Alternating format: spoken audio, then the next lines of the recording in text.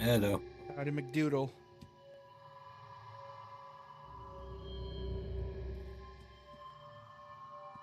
Hmm. This is gonna be tricky. What is? Just this game in general, because I do not remember where the fuck to go. Oh, Because I am not that familiar with. makes sense. Yeah, because it's RE level design. Not only is it RE level design, it's early RE level design. So it's a lot. It's trickier to try to figure out where the fuck to go.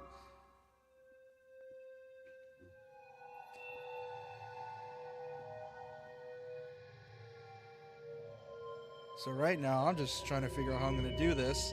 That, and since it's been a week, I do not remember my save because you can't label saves in this game. Doesn't it give a time though, like a date? Nope. Unfortunately, it does not. Unfortunately.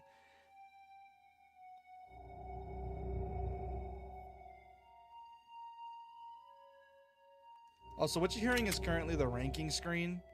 So, and I'm just looking at these rankings and I'm like, how the fuck are these timers 0 minutes and 0 You seconds? say that, but one, I have the YouTube stream muted, and you're not sharing through Discord. Oh yeah, hold on.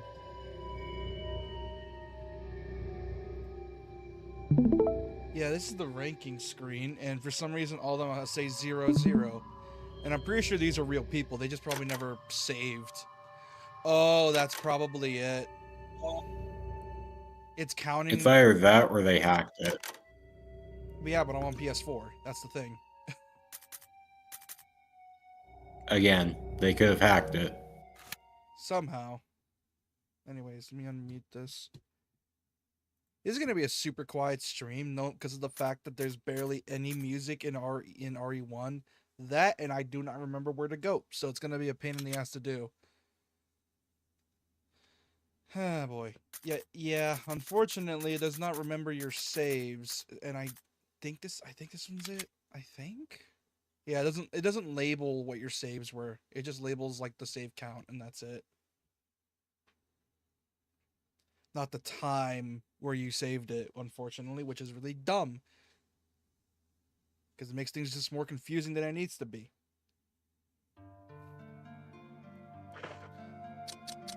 Okay, this is the save. Okay, thank God.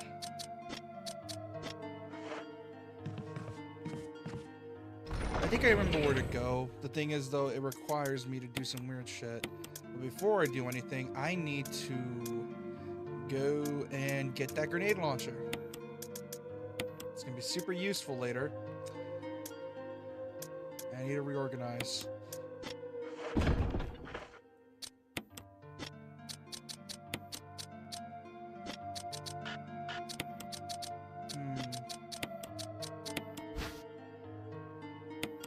Nothing unusual. There's a death mask without a mouth. Oh, speak no evil. Got it.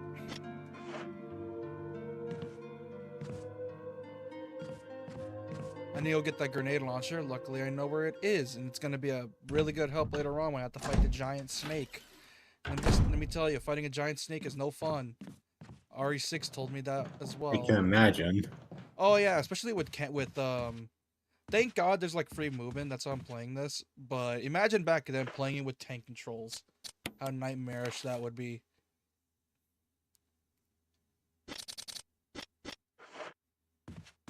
Cause, well, the reason these games are so hard back then, at least, because of the tank controls and the fact that the controls they weren't bad. I don't hate tank controls, but I really prefer free movement. Like, it was just restricting enough to where it was more problematic than it was worth. Yeah. Some people say that you need tank controls to make a scary horror game or the controls need to be bad. That's bullshit. Because Dead Space has good controls and it's still terrifying. There are plenty of modern horror games that proved that you could still have free movement for your character and the game could still be terrifying.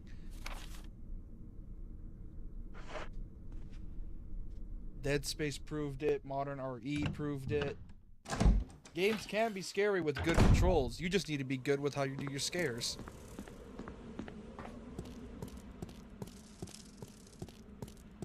It's why I like the. That's why I got my shit scared in with Labyrinth of the Demon King, because that game's genuinely fucking terrifying.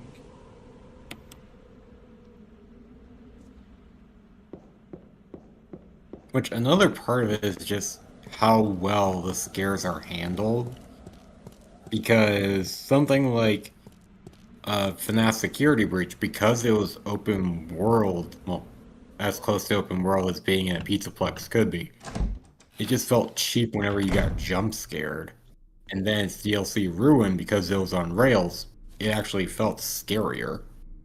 Yeah, because you can control the scares, therefore control the pacing as well.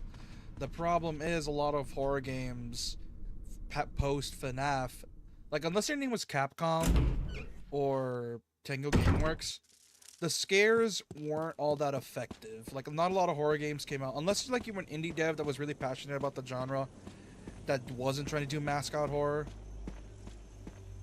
It was a lot weirder than it was worth. Because nowadays, mascot horror is just sort of seen as a joke, aka, you know, horror for kids. Yeah, yeah. Which is kind of sad because Poppy Playtime gets fucking dark. Yeah, there's some mascot horrors that are scary, but most of them just feel. What's the word? Forced? Yeah. Like, they're trying to create a fun game, but then they're like, shit, this isn't horror enough to catch people's attention, throw in the jump scares. Yeah, what's.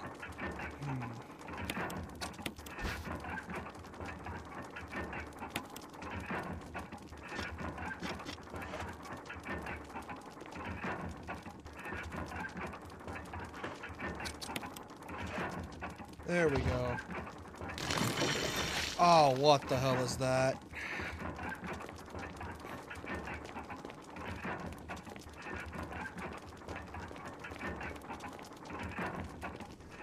Yeah, I remember I talk with Doc a few times every now and then. We talk like horror all the time. And me and him like have a very specific taste in horror. Where he likes the atmosphere, I like it when the world's trying to fight against you. That's my type of horror. Because most horror movies don't exactly scare me nowadays, mostly because of the fact I was forced to watch them as a kid. So I'm sort of a bit jaded when it comes to that type of stuff. So if I want to get my horror fix, I usually turn to games. Unfortunately, most horror games, because they have to keep in mind balancing, they always have to like make it fair. And to quote K-Bash, horror dies where fairness thrives. Which is why, even though I remember I said Dead Space was scary, it is, but at some point when you start to realize they made the fatal mistake of telling you where the scares will happen. Like for example, the necromorphs always spawn through vents or somewhere. They always spawn through vents. It doesn't matter where. They're always spawning through there. And it gets kind of frustrating because it's like you can clearly do horror, but you choose to do it like this. And it's just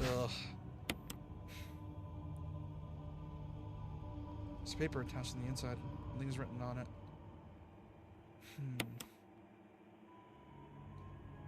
Where do I put this?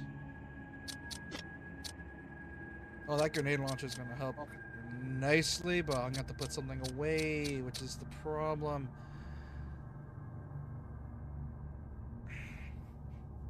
I keep hearing the RE music, and I keep thinking that my TV's not muted. Because most of Elden Ring's like overworld music is just really atmospheric and imposing. You're used. Oh yeah. So I keep getting confused. Oh yeah, I forgot you're on. I keep forgetting you're on an Elden Ring binge. I keep forgetting about that. Which great game. Well, I was on a Hollow Knight binge earlier today. Oh wait. Also, how the fuck do you speed run that game so fast?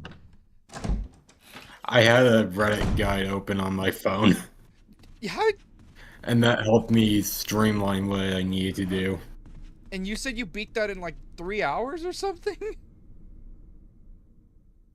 Yeah, I kept doing detours and shit. And if I hadn't done that, I know I could have done like 2 hour 30.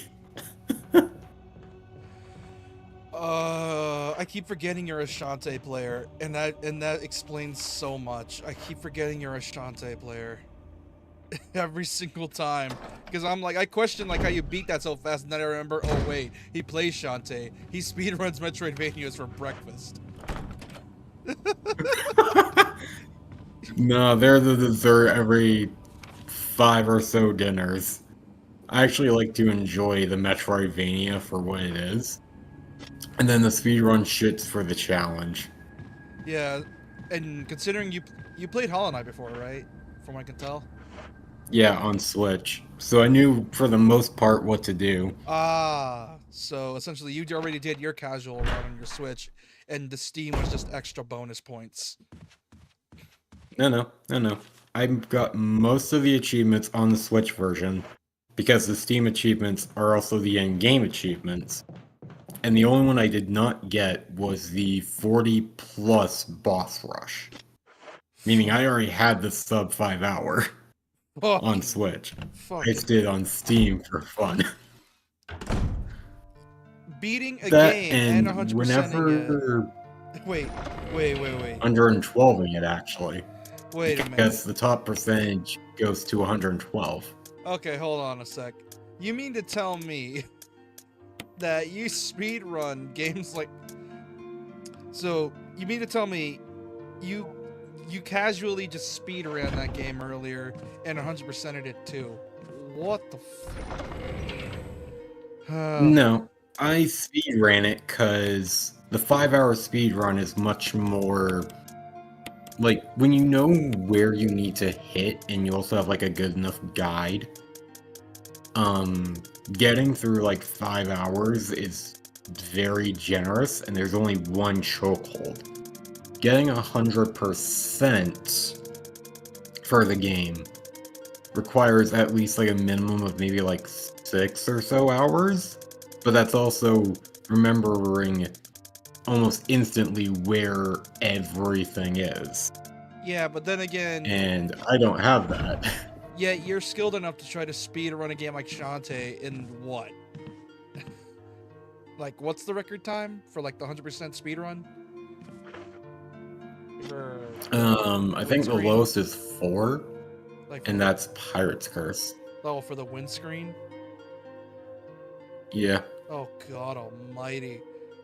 Yeah, because with Metroidvanias, I always get lost so fucking fast, and I'll forget where to go, and then I have to like look up a guide, try to remember, and what ends up happening is that my runs, because here's the thing, with Shantae 1, clearly I was getting lost. I would have spent like 2 to 3 streams just lost trying to figure out where to go, and then by the time I figured it out, it would have been probably like, what, 10 hours, 20 hours?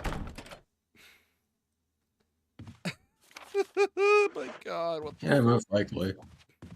Yeah, but then again, it's Shantae 1. I That did game get. is in a desperate need of a remake. Oh, yeah.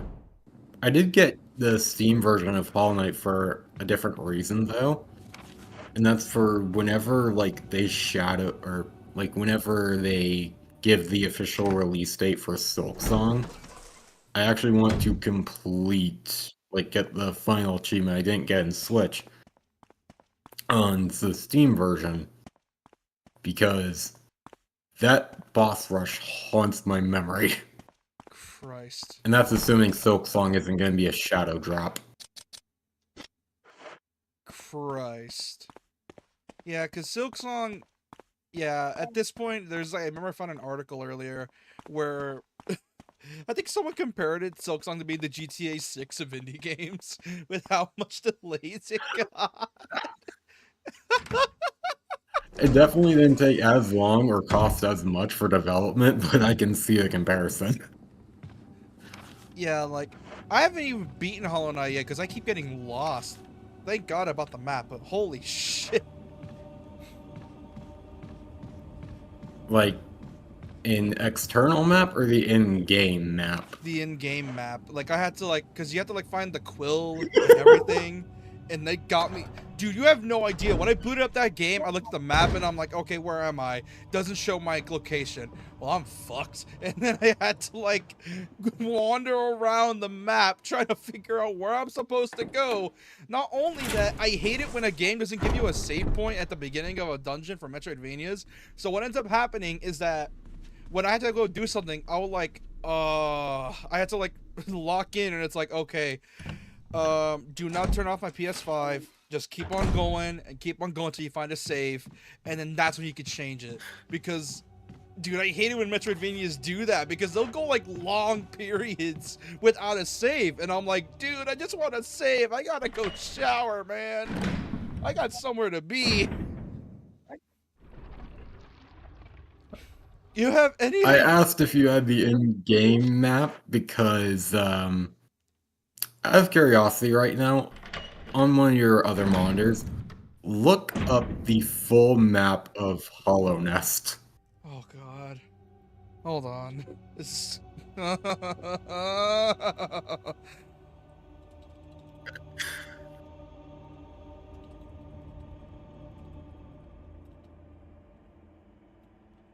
Hold on, I'm looking it up.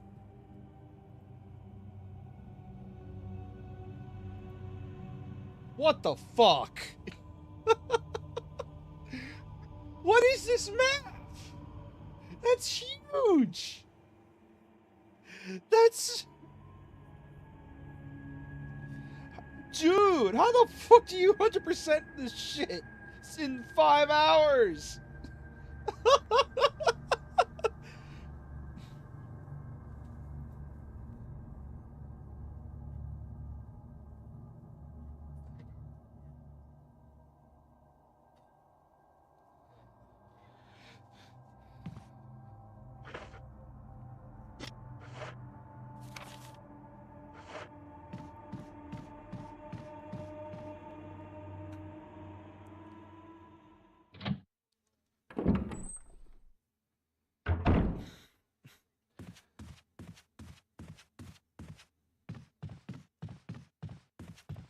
They're collectibles with a use.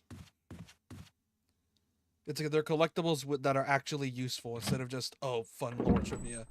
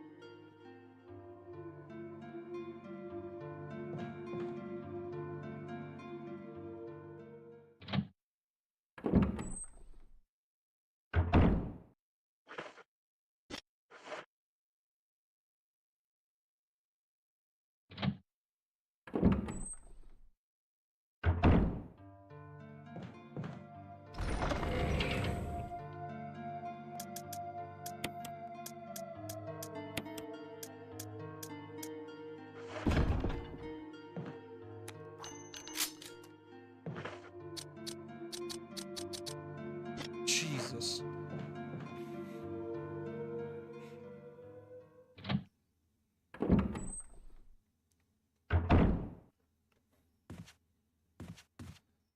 Jesus Christ.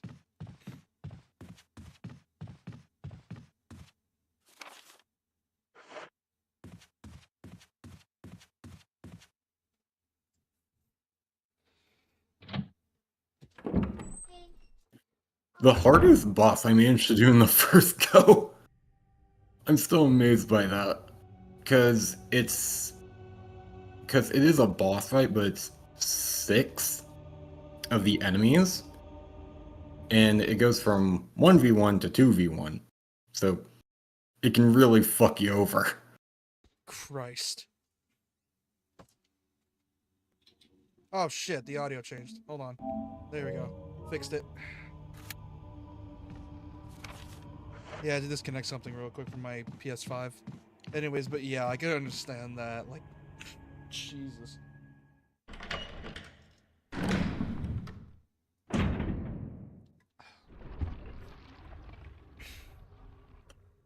Oh boy, what's this puzzle? What's the gimmick to this one?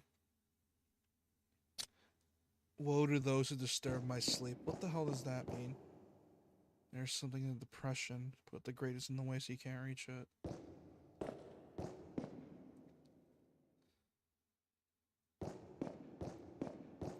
Okay, I saved, so I should be good. Oh, fuck!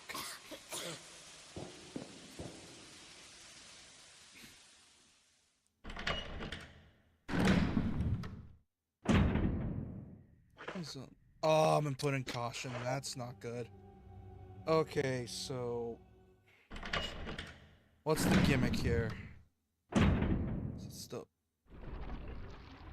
what's the gimmick here? What's gonna fuck me? Okay. Sleeping night. The sleeping night. The sleeping night. The sleeping night. There's something in the... Yeah, I get the depression. Yeah, I get it. I got depression too. Woe to those who disturb my sleep. I just switch. No. I know, that's how the fun shit happens. Oh, okay. I think I get it. Hold on. Okay, that pushes it back.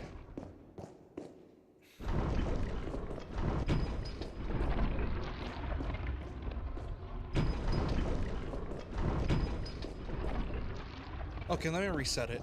Hold on. I think I get it now. It's a push puzzle. Oh. I'm used to these by now. Usually it's a weird thing you need to do. Hold on. Let me see if I can get this right. These push puzzles are super weird.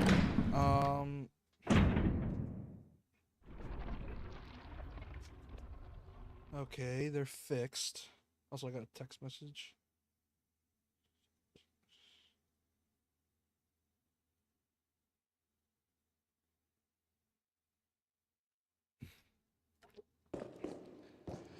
Okay, start with this one. That pushes that back.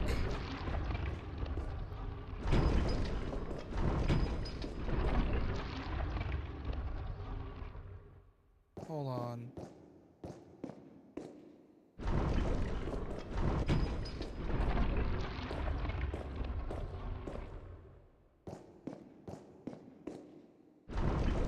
Oh, I hate these so much. They're so freaking annoying.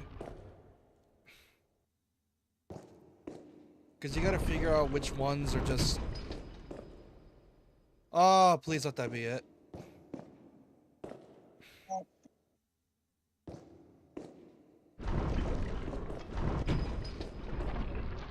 Nope, that pushes these out.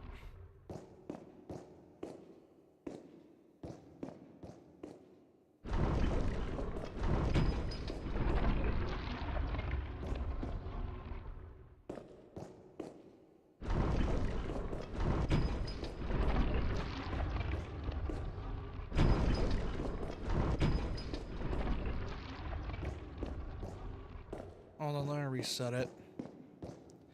This room's gonna be a pain in the ass. Because I do not remember what it does. I think I remember doing this on my old save when I played it casually. I just don't remember the solution. It's so annoying. Because I hate these puzzles with a passion. It makes you think too hard. I don't like thinking too hard. The irony is that Resident Evil is my favorite series. That is the irony here. I hate puzzles, yet I love RE, and I don't know why. You hate puzzles, yet you like Shantae. That's the irony, isn't it? It's the irony in everything.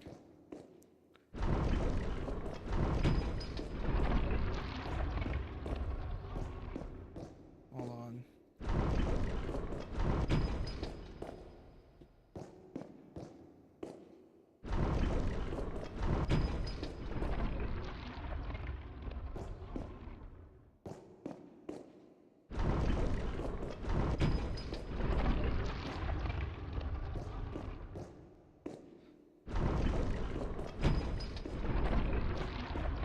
That's it? Nope. That brings it out. Mm.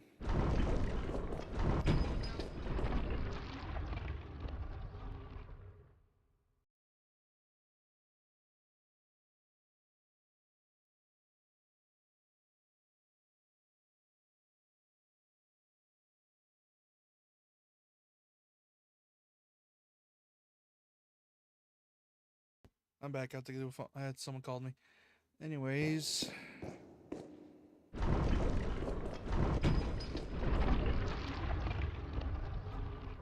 I hate these puzzles with a passion. It's one of the more annoying I would ones. imagine that the fact that everything's so shiny and dark in the room does not help because it makes it harder to see what you're doing. No, it's no on this on Discord it may look weird, but when you have a much bigger picture to work with, you can see it just fine. Here is the problem. The game is just a dick sometimes. Like it'll just randomly be like, "Oh, here's a puzzle that's super annoying. We won't tell you how it works because it's a puzzle, obviously, but we're gonna make it annoying for you." Yeah, classic RE is not exactly my favorite gen. Like I see why people love it, but it's not my favorite gen. I'm more into like the remakes and then 4, 5, and 6, and then 7 and 8, rather than classic RE 1, 2, and 3.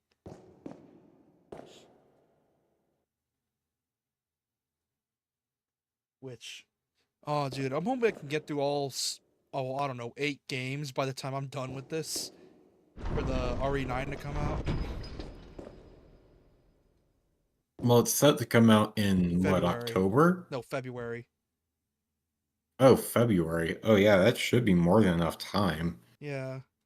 Because I need to marathon all the Because games. from. What are you saying? I need to marathon all the games.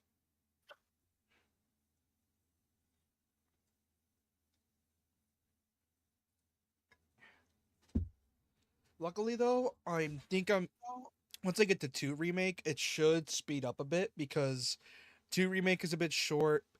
Because I could probably marathon Leon's and then marathon Claire B, the second run, and then I can marathon RE3 remake because that game's pretty short too.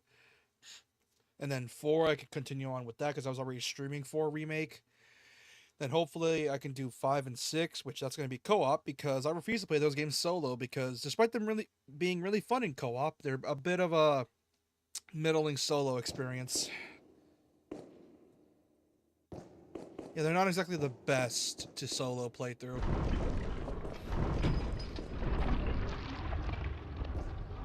I imagine Doc would have fun helping with that. Oh yeah, here's the thing. We did actually. I think partway through, me and the man were co-oping RE5 and 6, and we kept talking RE lore, and it made me realize how confusing the lore can be for RE. Ironically enough, is it Metal Gear lore? Hell no, Metal Gear is way worse. Oh my god, the fact that every single one of those games is canon, except a select few.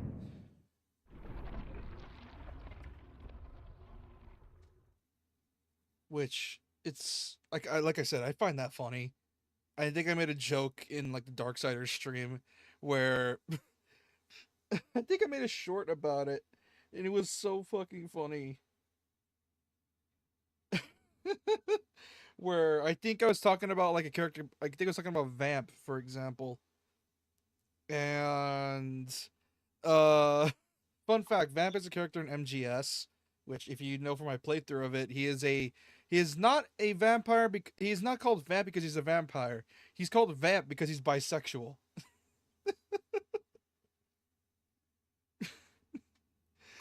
I shit you not. That is the literal explanation. That it's not because it's not because they're like, oh, the nanomachines make him immortal. No, it's literally because he's bi. That's it. There is no gimmick. It's just he's just bi.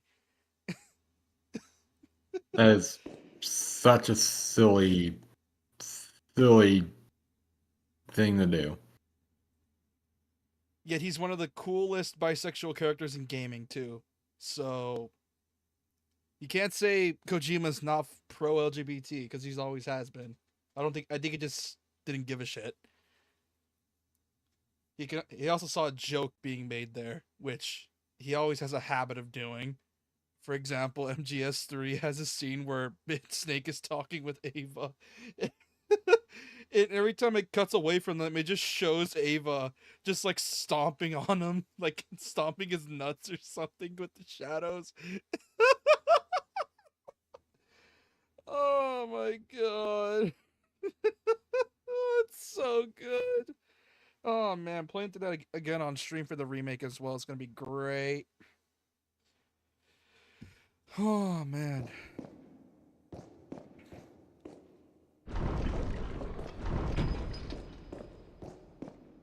Because I can't wait to see Ava stomping Snake's nuts in HD.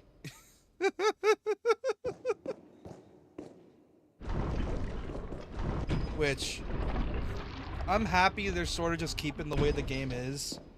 Like what they're doing is that it's been confirmed now, and it's been proven to like don't how do I say this? It's gotten rid of the worries of fans worrying Konami will change the story. They didn't. It's literally just a shot-for-shot remake with just better mechanics and controls. That's the way any good remake needs to be. Like if you already know the original game is already an amazing game, just fix what's just outdated and that's it. Just keep, like for example, Silent Hill 2 was a great remake in my opinion, and it was made by Bloober Team of all people. If you know Bloober Team's fuck ups, then yeah. I do not. So They made a game called, what was it again? Fuck. Oh, this is a puzzle within a puzzle. It was like it was a horror game, and me and Doc has already told me how much he hates it too. How do I say this? Do I know the main theme of that horror game? sure. Is like the whole theme of that game was, and I gotta quote Doc, you may have been S8 as back then, but it's your fault. You're hurting people because your PTSD is hurting people. You shouldn't blame the dude. You shouldn't blame the Some assaulter. blaming. Yeah, Fun. you shouldn't blame the assaulter. They were clearly not in the right state of mind. You're the one to blame because you're hurting your friends. Yeah. And you can see why people were afraid the Silent Hill 2 remake would suck. Luckily, though, because Konami had were watching over their shoulder, they made sure not to fuck up. Huh. What the hell am I supposed to do here? This is a puzzle and a half.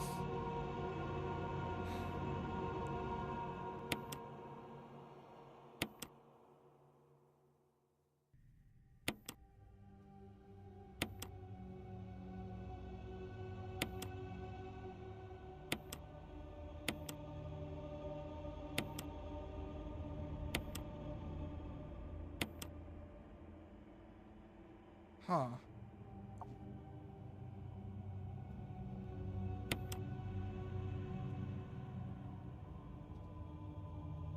Sunshine will awake me.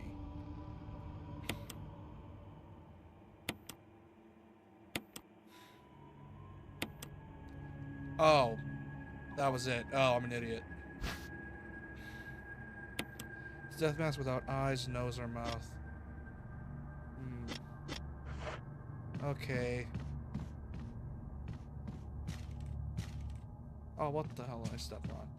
But yeah. Luckily, though, they didn't fuck up the Silent Hill 2 remake, and it's actually amazing. And it probably scared me more than the original, because I did make a video about the original Silent Hill 2. Like, I played it on for a recording back when I still did recordings. And I can see why it's scary, but when most of the enemies don't really fight back, and most of the time they're just sort of just standing there letting you wail on them, I'm just like, is that it? Like, is that the scare? Because I get it, the atmosphere is meant to like be the one that actually scare you and actually make you unnerved, but it takes a lot more than atmosphere to actually scare me. It had to combine a lot of stuff, because the way they did the remake, and I love it for this, is that they made it so that not only was the atmosphere oppressive, but they made it so that the environment was actively working against you. Like, for example, the fog hid enemies that you couldn't see.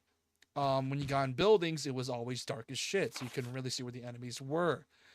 Enemies, unlike the original, didn't let you wail on them, so you actually had to like dodge their attack patterns and shit. And if you were gonna fight groups of them, get ready for a hard time, because it's not gonna be fun. Hey, you're a girl. I'm not your dad. That makes sense, because with horror games and just a lot of games in general, the fairer they are, the more they have to balance it out with something unfair. So when shit gets unfair by default, it generally means that you're going to have a better time learning the game because you're more incentivized to spite it. Yeah, that's pretty much it. Like I said, in the remake, they made it so the combat was actually a problem, and I don't mean like, oh, the game was harder. No, I mean like they made enemies a proper threat where they can dodge your swings. They can move. They were wriggling around everywhere, so you could barely get headshots in. And they also added headshots, by the way, which increase your damage to help conserve ammo. Enemies hit harder, so you got to worry about that as well. Not only that, later on in the game, they start implementing enemies that can climb on walls. So that means, and because of that, every time you try to look up in an area, it was just darkness. You couldn't see shit. Not only that, because there was barely any lights on, you can only have your flashlight help you. The environment was essentially, it felt like everything was against you, and you just have to like literally keep your eye on everything. And that's why I like the remake. And it's one of the few horror games that genuinely scared me, because it's like, oh shit, where the fuck do I go and what the fuck do I do? It's why I got scared of Labyrinth of the Demon King as well, because not only were enemies hard as hell to kill, they also threw in the pursuer type enemy as well to keep you on your toes, and the area was dark as shit and confusing to navigate. So it genuinely felt like I was actually struggling to survive, and I genuinely enjoy my horror games doing that. It's why I like it when a horror game does that. And it's the way I prefer it. Unfortunately, most horror games either only really do one or two things. Focus on atmosphere and world building, or focus on the difficulty and trying to survive. It's usually never combine the two. I like the horror games that combine both. And no, I don't mean like the way they do it like Outlast or Amnesia, because, oh boy. Those games were good for a time, but then so many walking sim horror games were made because of it, and because of that, a lot of horror died in the end. Like survival horror just kind of died, and it upset me. Like, the only way I could get my fix was through Resident Evil at the time, or Evil Within, and those were the only two that I was able to get my fix from. It wasn't until nowadays where we started getting more survival horror games that we were able to finally be able to, you know, just have fun and be able to like actually be scared again. We no longer had walking sim horror where it was just a game made to be speedran. Like, you cannot tell me Outlast was made to be speedran because of the whole memorizing the layout and shit. That game was made to be speedran. And it's kind of annoying at this point that we still get those every now and then, because I'll go to the PSN store or check it on the State of Plays and it shows like a horror game like that, and it's just like, oh, it's a walking sim horror. Look at that, another one. Totally not just gonna be running around and hiding in closets or something. And I get it, not all of them do that. Some of them have an emphasis on puzzles, but even then, it just it didn't feel the same. Yeah, I get what you mean. The way the game industry tries to change things up doesn't always work the way they hope it will. Yeah, cause And it'll as a result, it'll work for it like can a. just, Oh, sorry. Continue. no, I'm having trouble forming my thought. Go ahead. Yeah, cause yeah, like the walk-in horror sim horror trend was good for like a year or three, but then after that there was just so many. Not only that, what didn't help is that they were cheap to make because most of them were first person and didn't require a lot of like AI training. You just have to like design a few enemies at most. And it gets kind Unless of. you're someone like the Chilla's Art team. Who's that? You know, um, like, have you ever heard the game Parasocial? Parasocial? No. No. Why? Trying to think of one you might know. Essentially, they do like horror story based games from Japan. And it's not like actual stories that have happened. Probably have at some point, but not like one for one. Um, and they focus so much on the atmosphere and you actually trying to be terrified for your life that, like, and they are first person, and there's a lot of asset reuse, but at the same time, it's done cleverly because it's Japan. They're allowed to reuse shit from Japan and those based assets. There's a good number of tubers that have covered and played their games. Most well-known one that I can think of is just Jacksepticeye. Um, and I am struggling to finish that thought. Yeah, I get what you mean. But then again, it's like I blame my what I was raised on. Because I was raised on a lot of RE and just regular, like, old school survival horror. Because I wasn't like a kid that grew up with a PS3. I didn't get my first PS3 until, like, the end of the life cycle. Like 2011, 2012. That's when I barely got it. And my first And then experience. you're probably like filling in that backlog for a while. Yeah. And I've been trying to remember what, and I've been trying to, because my first experience with RE was I think RE5 with the demo at my cousin's house, which, oh my god, was it hella fun, but also terrifying because the executioner is a beast of a character.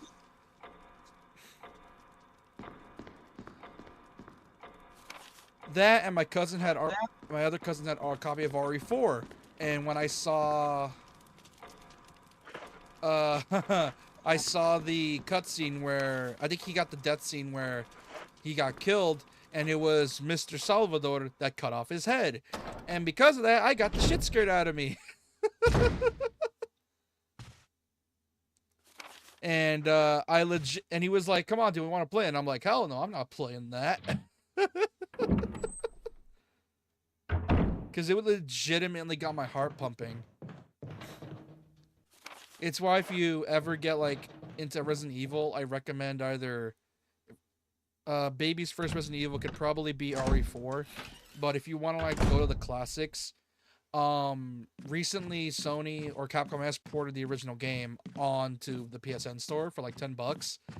It's very arcane because tank controls obviously, but the pretty much every RE game is available on modern consoles, like the remake of 1, remake of 2, 3, 4, 5, 6, 7, 8, and the OG 1, and later on this summer they're porting OG RE 2 and 3. They even have Code Veronica, so that was a really good time to get into RE because you essentially have the entire series on one platform.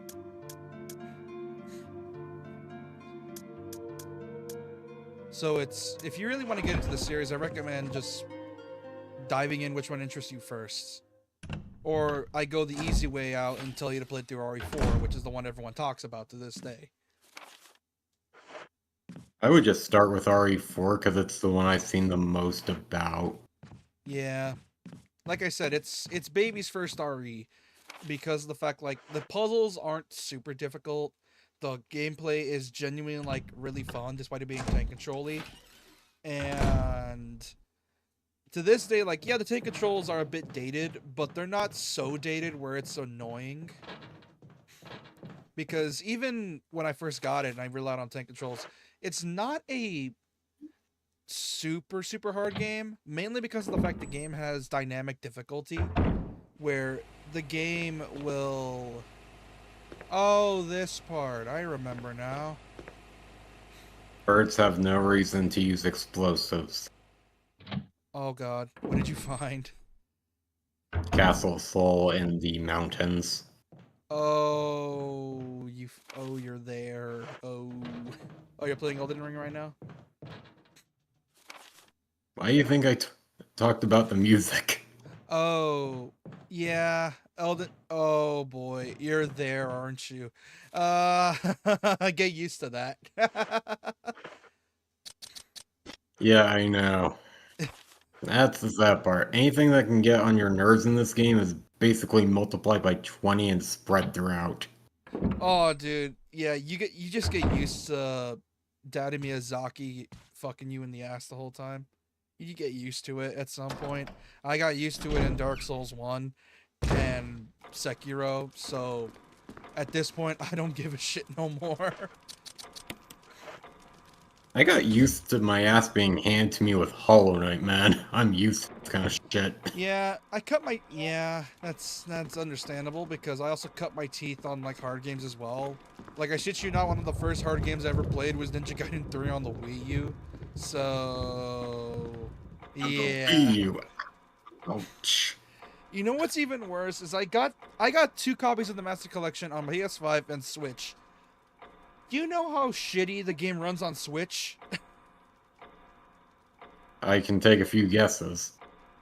Because here's the thing. If the original hardware took forever, didn't run well, what makes you think the Switch will? Which is barely even stronger. And especially playing that game on the Wii U on the gamepad itself.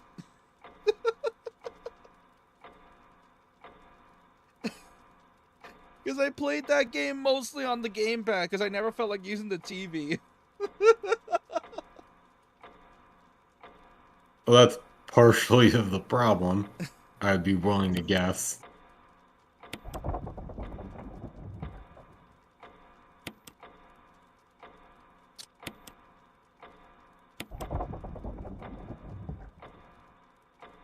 Okay, what's the gimmick here?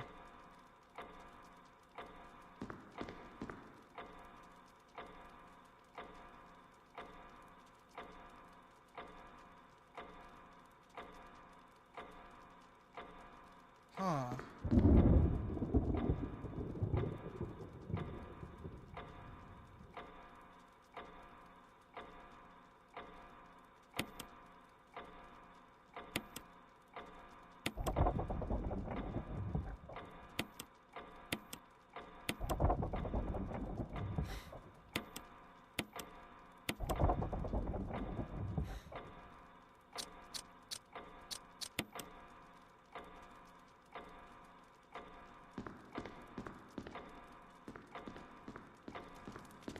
Okay, this one's a tricky.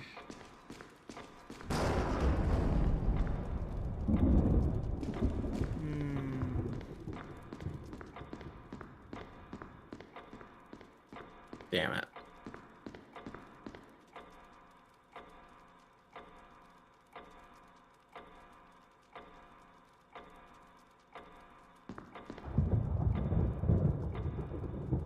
That painting almost looked like 2 Belmonts flexing their muscles in front of each other.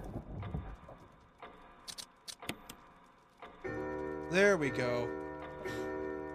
That's a piece it together a bit. That was it.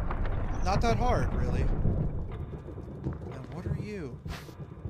You take the mansion key. Yes. What the hell is this key? Examine.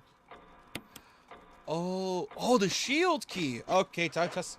And I don't remember where the shield key's used. So time to test out every door I know. Fun. This is not gonna take forever. And it's almost been an hour. And I barely did shit. How the fuck do people speedrun this game? Memorization and knowing your shit. Yeah. That's just a big part of speedrunning.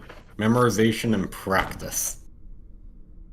Yeah, the fact people can speedrun this game in an afternoon is honestly amazing to me, but also terrifying, because how much time did you spend on this game alone?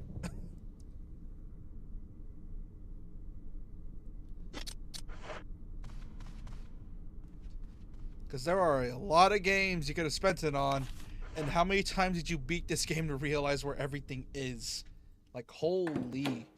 Like, I get lost in Metroidvanias easy. RE level design games always confuse the shit out of me because of the fact that I usually gauge where I'm supposed to go by the areas I haven't been able to visit yet. The problem is that classic RE, you could unlock so much of the area, but if you don't remember what keys use what, you will never figure out where to go. It's why I like the 2 and 3 remake, because what they do in order to fix that problem is that when you find a locked door, what it'll do is it'll mark the key to that door and say, oh, you need this key to be able to walk through it. It's so much easier in 2 remake and 3 remake as well.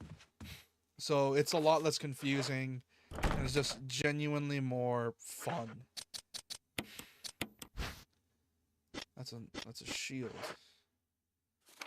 Downstairs. That requires me to go downstairs. Shit.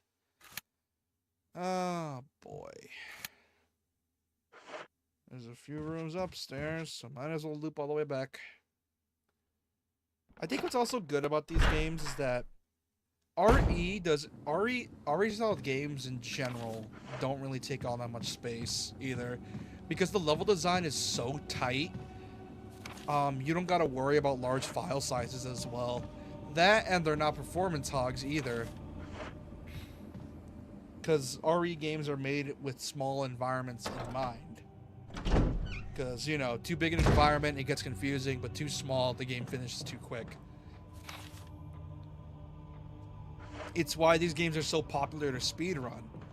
Because technically, these environments are so small that you can finish it within like a few hours if you know what you're doing. And that's what makes them so fun to speedrun. I mean, for fuck's sake, Capcom leaned into that with the RE3 remake.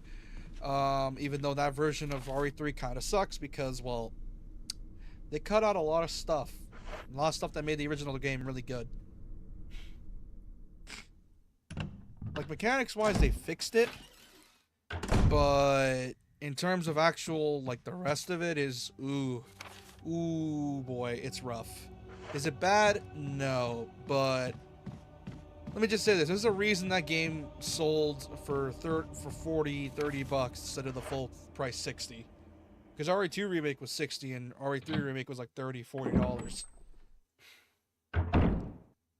I'm guessing the original RE3 had some scenes and shit that would be controversial, to say the least. No, none of the game was controversial. I'm just saying they straight up just cut out all, like, straight up large environments. They cut out most of the choices because you can make choices in the original game. They cut out endings. They cut out a lot of shit. To the point where it was like they shortened the clock tower to one scene. A little like pachinko machine looking thing. And that was it. I think it's because the fact Capcom rushed it because they wanted 2 and 3 remake to come out back to back. And unfortunately, it bit them in the ass really hard. Luckily, though, they fixed it with 4. That makes sense. Luckily, though, they fixed it with 4 remake, where 4 remake is honest to God amazing. Like, it's really good. And the original RE4 was a decent length. Like for an RE game, it was like what, 14 hours, 15 hours. The remake pushed it to 20. And yet the game was still didn't feel that long. Because RE4's pacing is really good, and I mean like, as one of the best pacings in gaming. Like you never feel like you're spending it in a place too long or spending it in a place too short. Like it's just the right amount of time you spend in an area. It's never too long or too short, and I'm thankful for it. And the fact the remake was able to add more stuff while also not feeling like a chore is a miracle, so to speak.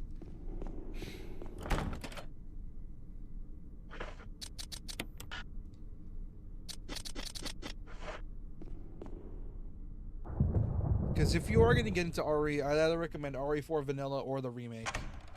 Because they're just that good.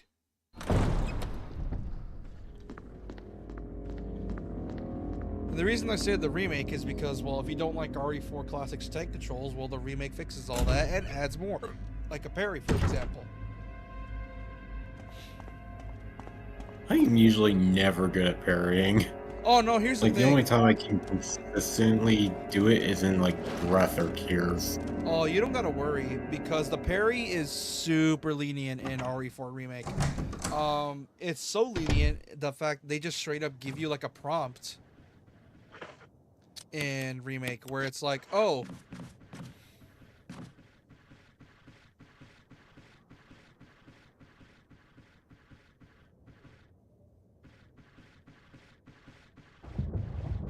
Waiting for this bastard.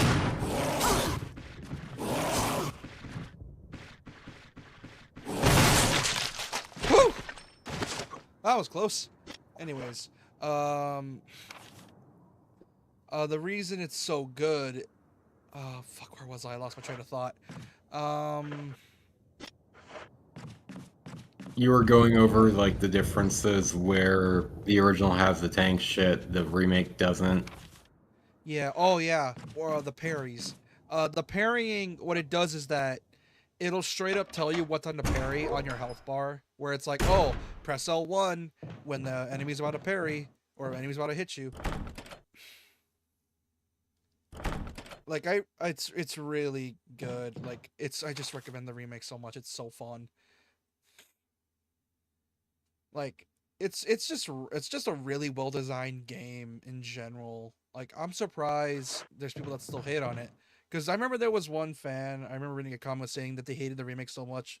Not because the game was not well designed, but because they didn't have, like, the super secret ultimate weapon. The BFG of the game, so to speak. And that was it. But either way, the rest of the game is just so good. Commander Niall's fight is bullshit. Yeah, you get used to it, unfortunately. You go into the fight expecting a 1v1, except you have a summon. And he summons two of the higher armored enemies, and it's bullshit. Well, welcome to Elden Ring, where they'll randomly just spawn two bosses for you to fight. I already dealt with that earlier. That's not too bad. It's when you have to do a 3v1 or 3v2 where shit gets difficult. Oh yeah, FromSoft likes to do that. Every now and then in their games, just randomly add in a, hey, what if we just, you know, like they'll just randomly add in a, hey, what if we just decide to insert 3 bosses in one room? Dark Souls 3 does that at the beginning of the game with the Abyss Watchers.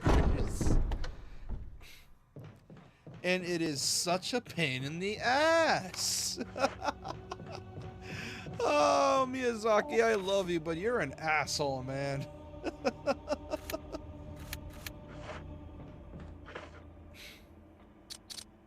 Like, he is a bastard to his core, and you can't help but love him for it. Isn't there a spell in Shadow of the Erdtree that is basically jokingly referred to as Miyazaki's ballsack?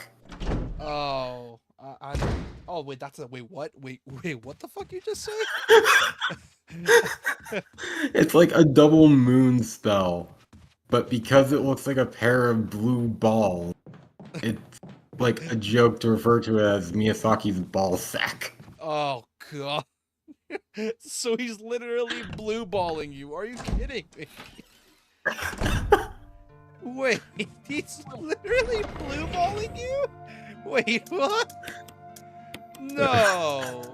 No, I that's think that's not. literally what it is, but like that's the joke I heard because and the footage from the video I was watching, it basically looked like the twin pair were right on top of each other. Are you fucking kidding me? Oh my god. It's so fucking dumb. For how You're dark. still laughing now. It's because it's so dumb.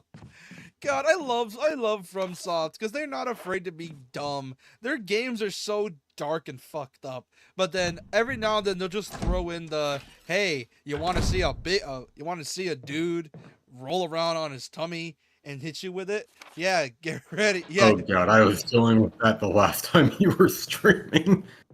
it's like, hey, you want to deal with a dude who is really big boned and also rolls around like he's the fucking alien from Ben 10, the yellow and black one? Cannonball.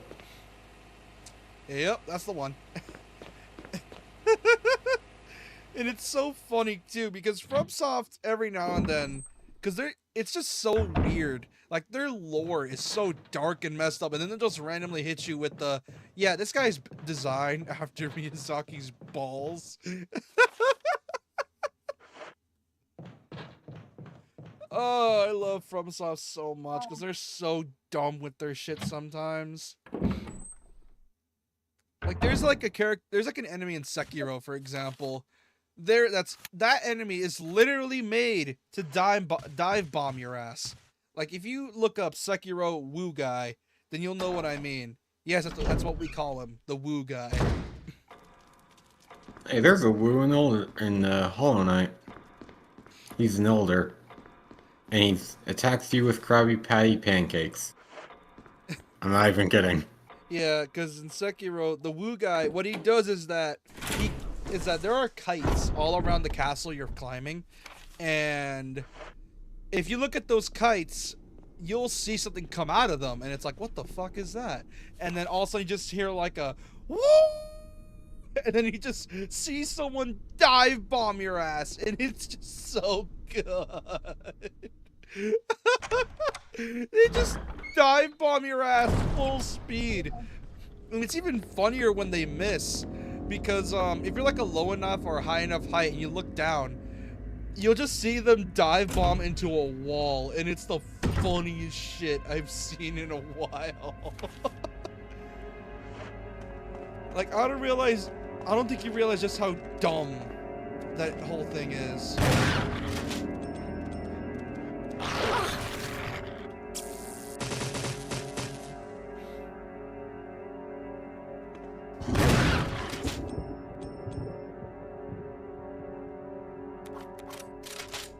Like, oh my god, it's so dumb and hilarious. It's just, oh my god, you need to play Sekiro.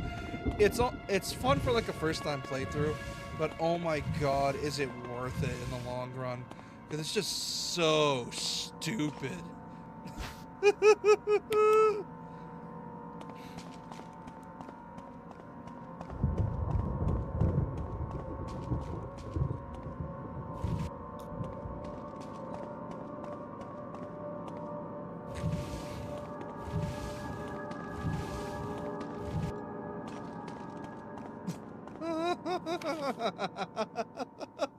Just the fucking full send. Woo! God. I need to send the clip. It's so good. It's such a good clip. I can't not laugh at it. It's so good. Oh my god.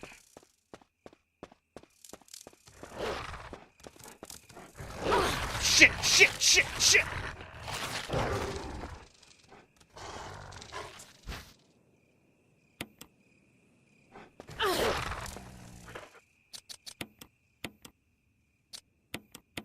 Fuck it. I don't feel like wasting my time.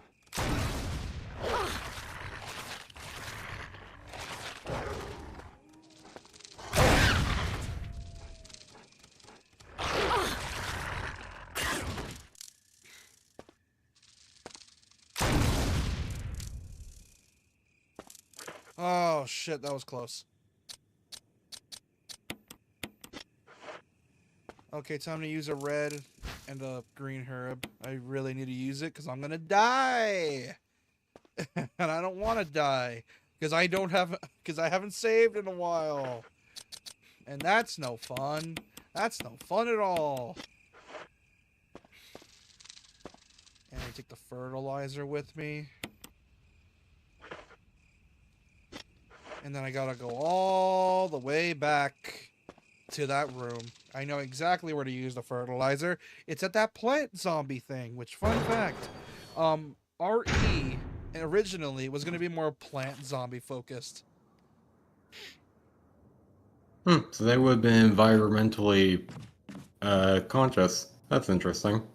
Yeah, they were going to go for like the whole plant zombie thing where rather than like the biohazard we know of where it's like DNA splicing, they originally wanted to go with the whole plant horror type vibe, which I'm glad they didn't because there is like early like screenshots and footage of what it looks like for the beta for RE2, and it looked cool, but it would have been such a big change compared to RE1's whole DNA biohazard splicing thing that I don't think fans would have liked it like at all.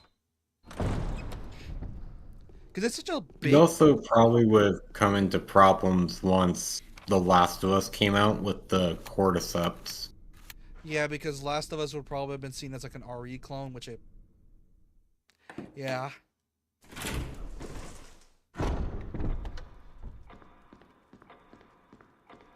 Because Plant Horror would have been done to death and Last of Us would have not been as well liked. Despite it being amazing still. Story-wise. Gameplay-wise, it's fun for a few playthroughs, but after that it gets kind of boring. No, JP. Oh, God. Don't say... He's in the chat now? Yeah, he's in the chat. He said the N-word. Don't worry, he didn't actually say it. He said another word. I have 5 knives. When the hell did I get 5 knives?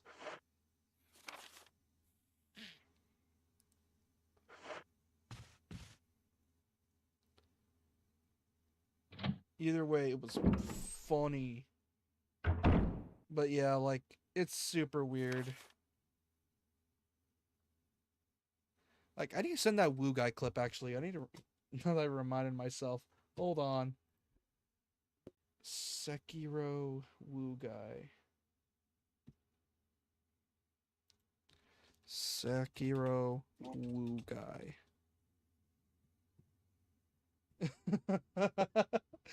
It's so good. And it's even better. Someone made a streamer reaction to it, and the thumbnail is Maximilian with being jump scared, and the Woo Guy has the fucking gnome on his on the thumbnail.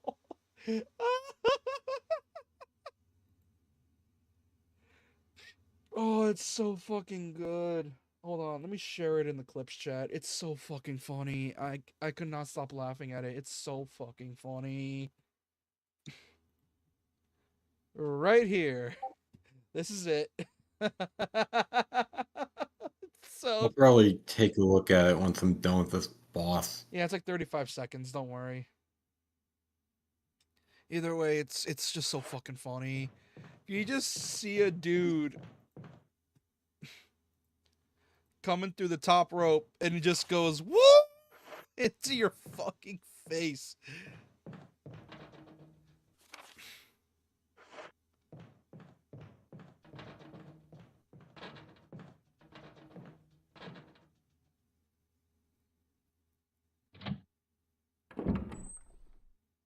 Which, God, I love Sekiro, but it's not exactly the most replayable of games. Isn't it like one of the more brutal Soulsborns? Yeah, because of it's more brutal mainly because of the fact that um it's more brutal because of the fact that it's not like regular Dark Souls where you can make a build and be overpowered by at some point.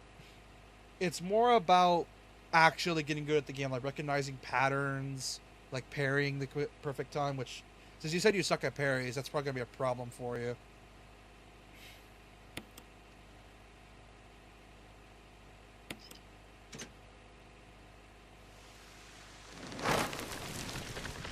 It's less so like that I suck at it. It's that for most of the games that it's in, it's just not well balanced enough where I can pick up on it. Yeah, luckily though, Sekiro is made for that stuff. It's made for you to like learn how to parry, because that's the game's whole gimmick. Because it's not because, believe it or not, thanks to Sekiro, a lot of games learn to implement the mechanic in a much better way. Like for example, there's a game called First Berserker Kazan, which it's basically Sekiro but with Neo mechanics, and I'm all for it. Kind of. It's not exactly full Neo, but it's still really fun. Fuck. And one of them's a re-dead. Shit.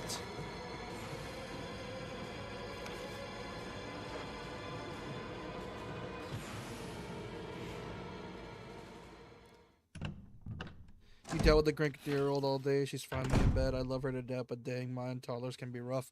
No kidding. You're preaching to the choir, man. I had to live with one for the My past. sister has 2 kids. So I know this better than most. Yeah, I had to live with 2 sisters, and both of them are still annoying. Because one of them likes to steal your ice cream when you bought one the previous day. You see, large families are like communism. Everyone is sharing everything. Doesn't matter if you bought it yourself, it's everyone's now. It's not just large families, it's also like if it's just 2 people living in the same space. Yeah. Don't you just love living with family? I love my family, but goddamn, they're. Whew. Like they're annoying, but you love them anyway. You Yeah. don't really hold it against them. Yeah, which is why it's payback. I like to annoy them. So what I'll do is that I'll just randomly hop into the room, serious face, and just say, "Give me hugs," and I just like would, like, um, like glide over to one of my sisters, and they'll be like, "No," and I just like give them a hug. And I'll do it at the worst times too. Like I'll go when they're playing like Roblox or something, and I'll immediately go, "Give me a huggy," and then I'll just rush them, and then they like freak out. Imagine doing that if they were playing the game with friends and they had voice chat going. That's exactly when I do it. I do it when that happens. I do it when they're playing with their friends. Oh man, I'm such an asshole. I mean, when it comes to your family, most shit's fair. Oh, it's fair game.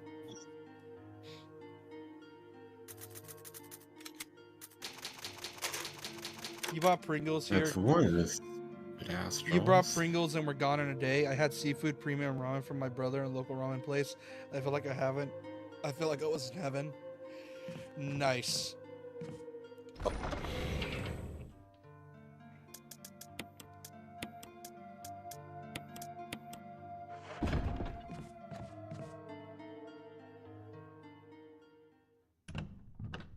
Also, if you ever played through RE1 out of curiosity, pick Jill on your first playthrough. I say that because unlike Chris, Jill has a lot more slots for inventory, like 8 slots, whereas Chris only has 6. So, yeah. Not only that, Jill's is the canon route anyway, so much better Jill than Chris. Because Chris is meant for the more like experienced player. Because he's just essentially hard mode. Oh, so kind of like how KH Birth by Sleep handles its characters, where they're effectively the difficulty modes. Yeah, like Ventus is normal, Aqua's somewhat easy, and then Terra is like the. Oh wait, no, Terra's easy, Ventus is normal, and Aqua is hard, because Aqua is basically magic focused and a melee focused game.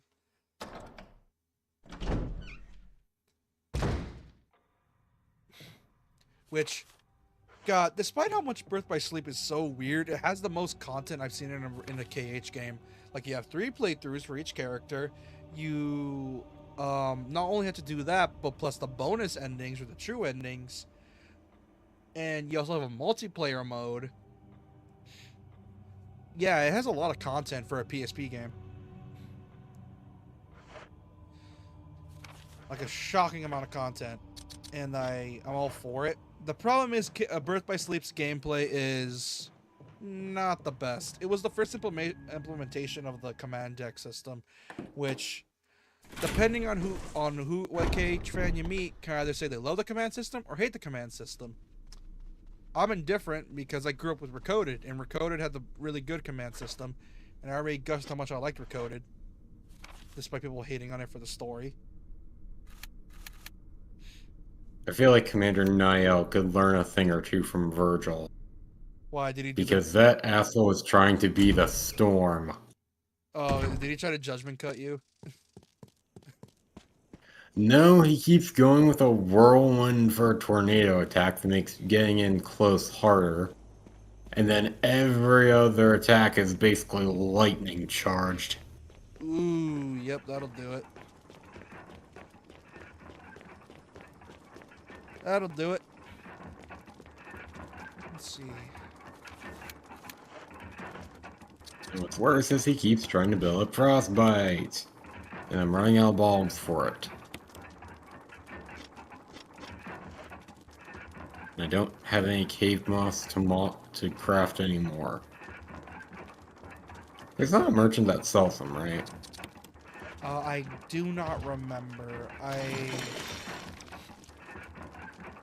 need to ask a friend of mine because he's like an Elden Ring like nerd. Like he knows a lot of stuff that I don't.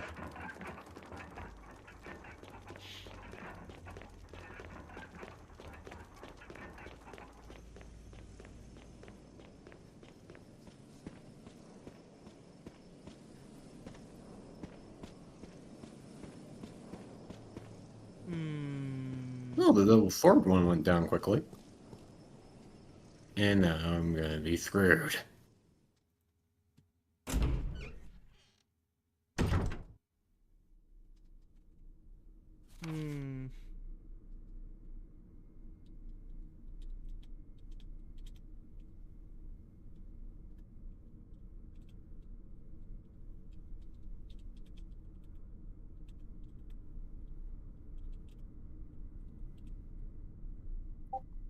Damn it.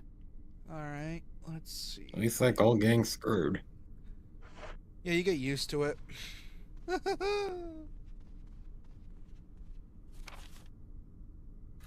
God, this game's so quiet. It's uncomfortably quiet and I don't like it.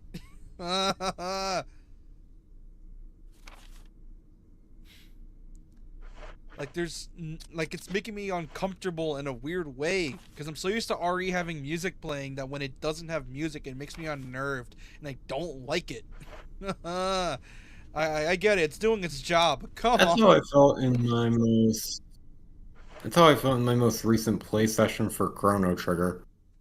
Because I got to one section of the game where music was not playing and I was creeped the hell out. Yeah. Only one hard battle in the entire thing, though. Yeah, that's the thing with RE, classic RE in general, is that the game's not afraid to just leave you alone with just your footsteps. If you because essentially it deals with the type of horror where, how do I say this, is that when your ears or when you're like stimulating your ears with a bunch of stuff, your mind doesn't have the chance to sort of figure out what's going on because there's so much happening with your senses. So when all of a sudden the game is just like, oh yeah, we're gonna slow down a bit and have you just, we're gonna slow down a bit and just let you be stuck with your own footsteps for a bit. Because they'll just randomly stop playing music and then it'll just be alone for a bit. What the? What did your girl do, dude? What the hell?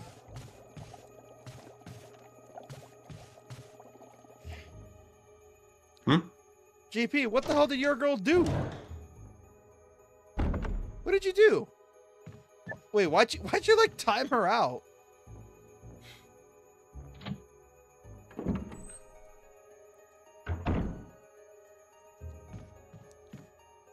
Ink ribbon. Is that something he texted you? No, I noticed in the chat he apparently timed out your girl, and I'm like, the fuck? Motherfucker, you accidentally timed her out. What is wrong with you? My God. You fucking idiot.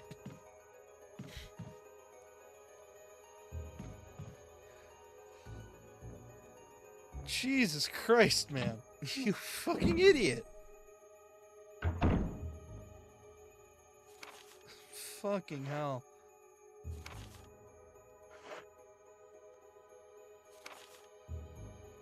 Oh, I thought she was just being silent because she had like dipped.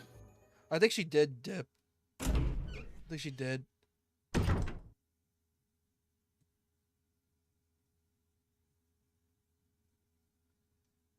I need to go put away something so I can do a puzzle. It's gonna be annoying, but I have no choice. I need to put away the ink ribbons and the key. And I'll come back for it later.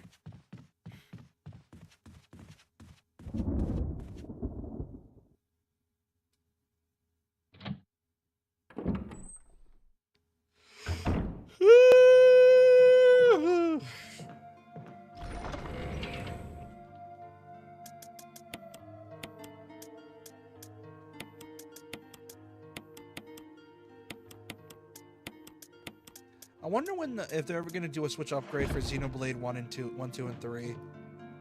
You think they're gonna do the shitty thing and just? I would hope so. Because they make a collection. Because that's probably what's gonna make me buy a Switch 2. That and remastering for Tears and Breath. Because, oh my God, Tears runs so weird on vanilla Switch. It's not even funny. Because there are times when it looks just fine. Then there's other times where it just looks super blurry, and like it runs mostly fine, but it just looks weird. If they ever released Xenoblade 4 for Switch 2, that would be my main incentive for getting it. Dude. Oh, the console. Dude. Because, dear God, those games are worth it. Dude, Xenoblade... Dude, now that you mentioned it, Xenoblade 4 is going to be fucking ginormous.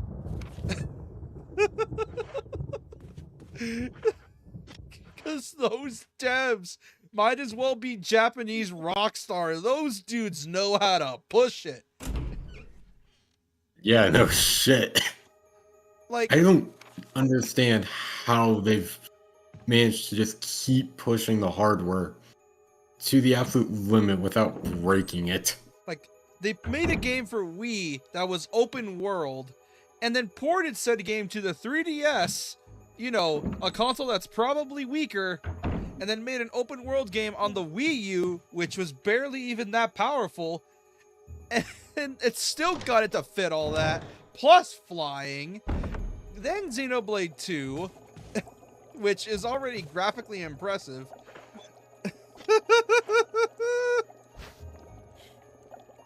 Yeah, it does have loading time issues, though. And in some of the more chaotic battles where you're getting into the heat of it, loading can be problematic for chain attacks. Like, that's... Recently on the Xenoblade subreddit, that's been one of the things they keep talking about, that 2 needs definitive or like a Switch 2 version. And honestly, I agree. Because, dear God, it's an amazing game, but performance issues from vanilla Switch it holds it down so hard. Yeah. Like, and I would love to see 3 get an updated version. Yeah, but then Nintendo's just because I love 3. yeah, but then we also got to remember they're going to charge $80 unless you own the game already.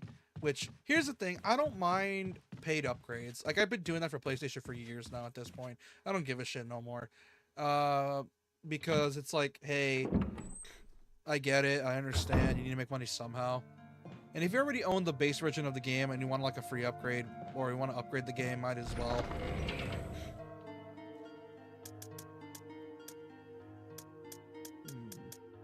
Put my grenade launcher in here.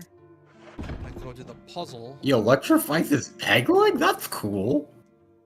Your Too bad Pokemon, it's not a shit boss. your Pokemon needs have almost been met for Switch 2. Oh yeah, speaking of Pokemon, didn't they show off gameplay for Legends Arceus on the Switch 2? You mean Legends ZA? Oh, yeah, and ZA. Yeah, that was like a while back. Yeah, because I remember JP said something earlier about it during a call that we had.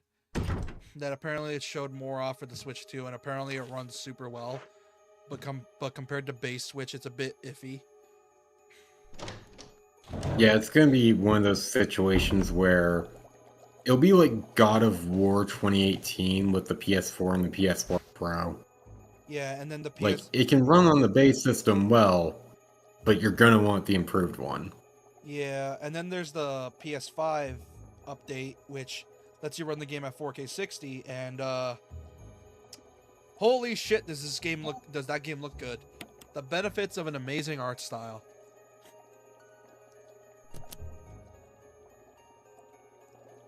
And yet they refuse to, like, remaster the original games. Dude, you have no idea how much Or at least, like, port them. Dude, you have no idea how much that pisses me off. I'd be more pissed off considering they refuse to do that for Ratchet and Clank. Yeah, here's the thing. I fully believe that the reason they're not doing it yet is because, well, they're probably focused on other stuff, which, like, I'm surprised they didn't do that first. Like, dude, these are your first party games. Not only that, you're doing what Nintendo refuses to do, which is remastering your old games. Because here's the thing with Sony, is that they technically have Switch Online, but better. Technically. Because, well, the netcode's actually good. They have good games that are a decent performance. Yeah, it's there at the original resolution, but hey, some games are just not made for it because they bug out. That and, well, they give you just more options. They give you deals for with your account.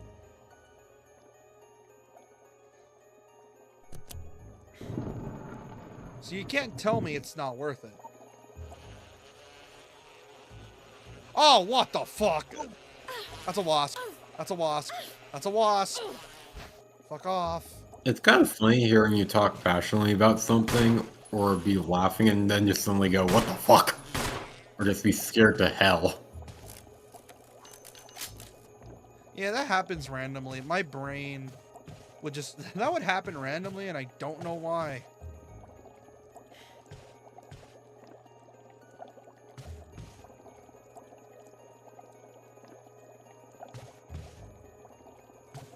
Damn it.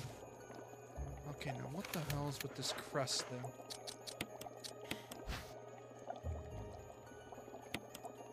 Icon depicting wind.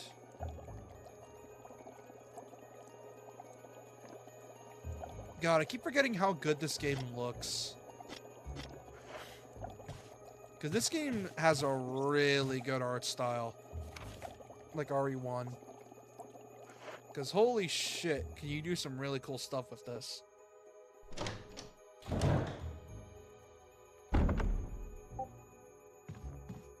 It's kind of a miracle if you think about it, how you're able to get this game to be remastered. Because how do you remaster a game like this? Like, it's a pain in the ass. It's probably why it's why some games don't get remastered like this. Because I know Onimusha 2 took a while to get remastered because, well, first off, the remaster of the first game didn't sell well, combined with the game probably being a bitch and a half to redo. Because they essentially have to go back, like, back, and reverse engineer a copy with the original assets and upscaled them. And it was probably a pain in the ass to try to remember how to do it. Because Onimusha 1 and 2 are pre-rendered backgrounds. And that's probably why some games like that were never remastered, because they're just a pain in the ass to do.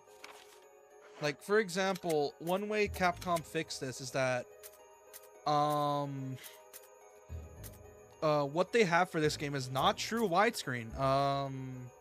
Because the games were made for 4x3, everything looks smaller. Like, for example, what they did for this game is that they zoomed in the screen and stretched it a bit.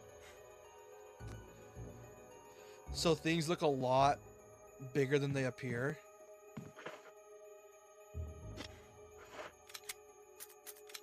So it's not true widescreen. Which is a shame, because, well, like I said, I'm pretty sure they have to reverse engineer a copy for this. Because RE1 Remake never came out on the PS2. It came out on GameCube originally.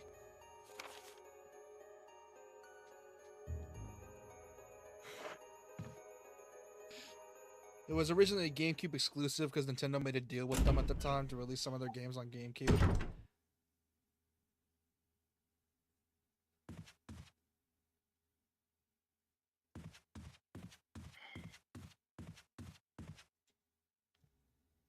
Yeah, so it's a pain in the ass to remaster some of these games. And back to classic God of War. Oh man, dude, I can see why they are afraid to remaster them because of the whole, you know, how raunchy the original games were. I could see the reason for it, but man, it sucks that they didn't. It's just such a shame.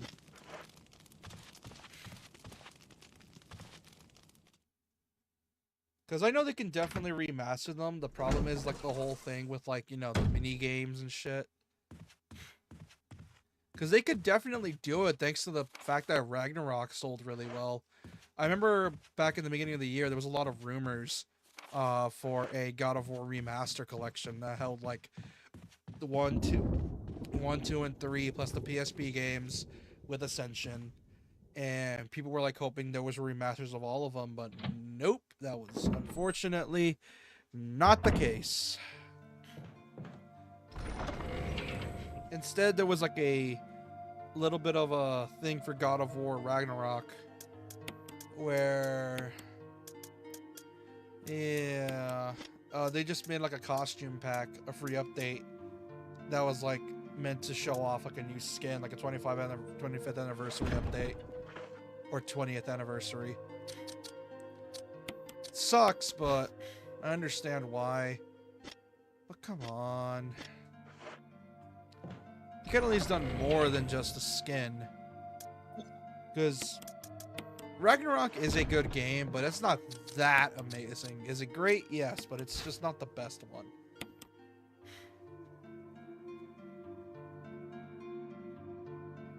Why don't I even use this damn key?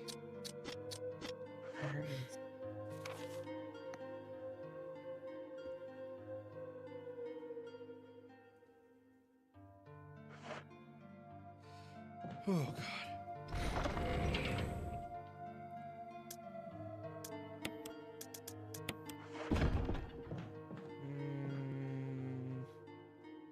I'm gonna save real quick.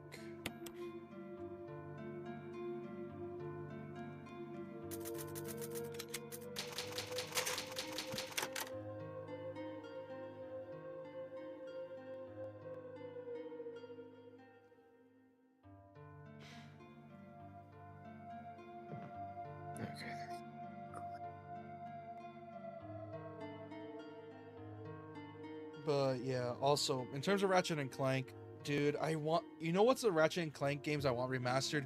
I want the Future Trilogy remastered. Those games were so good. I want to play Crack in Time again. It was so fun.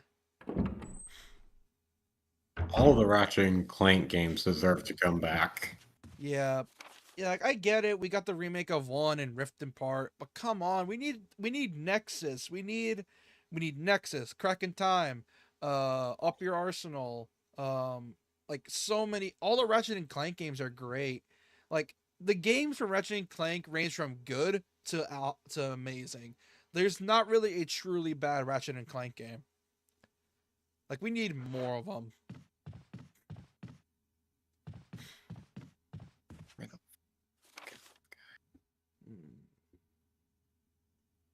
Where do I use that damn crust key? Oh, shiny, put away my ink ribbons. Because we need more of that stuff, man. We need more Ratchet. We need the games to be remastered.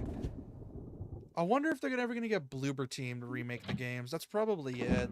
Because Bloober Team is Sony's remake studio. Like, they remade Shadow of the Colossus, remade Demon Souls.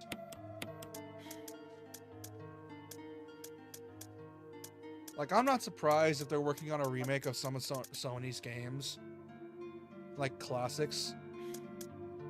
Like, I fully believe they're remaking the first God of War. If not, ugh.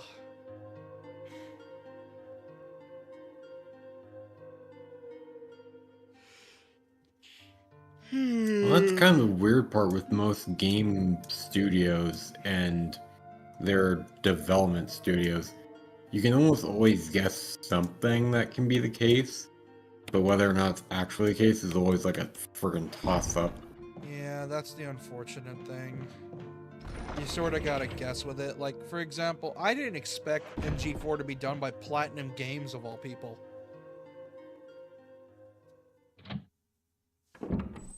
Like, I knew Team Ninja was working on something. I knew they were. I just didn't know it was Ninja Gaiden 4. And you already know how hyped I was for that. Like, I shit you not, I think I'm gonna pre-order Well, you already knew about the newest DOA. No, not the newest DOA. DOA's a... Oh, you mean Extreme Beach Volleyball, the dating sim one. I was gonna buy it for the meme. I was gonna buy it for the meme, but then they were charging $60 on PlayAsia, and I'm like, fuck that. I am not spending $60 for a glorified dating sim. Because here's the thing with... Especially since it's one of those games that people only buy because, let's be real, they're buying it because they just want to see bouncing stuff. Yeah. Stream on YouTube, by the way. Oh, yeah, I figured. Not bad, but lagging really bad. Yeah, I figured. Oh. Let me check something. Is something downloading? Nope. Also, since you're not streaming this week, can you mind if I steal Wednesday from you?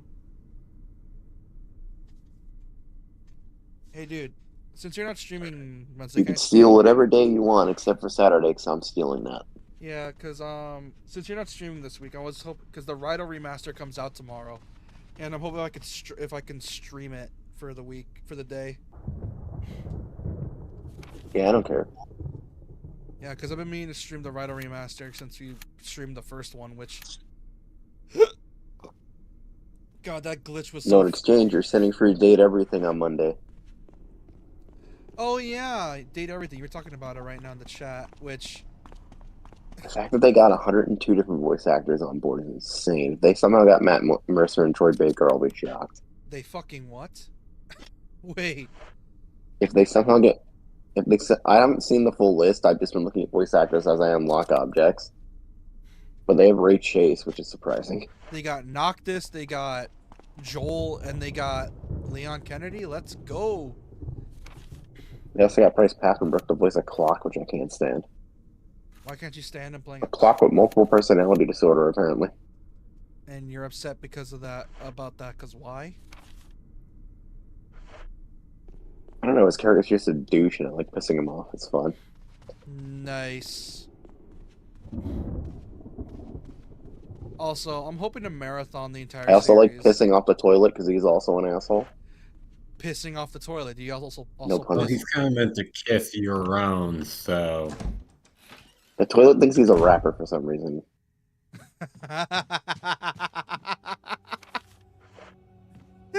And he calls it crapping because the game can't resist the pun. Fuck God. Dude, Date Everything's the actual best. I've been playing it for the last 2.5 fucking hours. I can tell. So far, I got a secret ending and a secret achievement. Can you cheat on your front door with your back door? I fucking wish. Ah, they don't let you in the full game. That was everything you can do. I thought it was. Yeah, my guess is that you thought it was gonna let you do a variety of stuff like Baldur's, but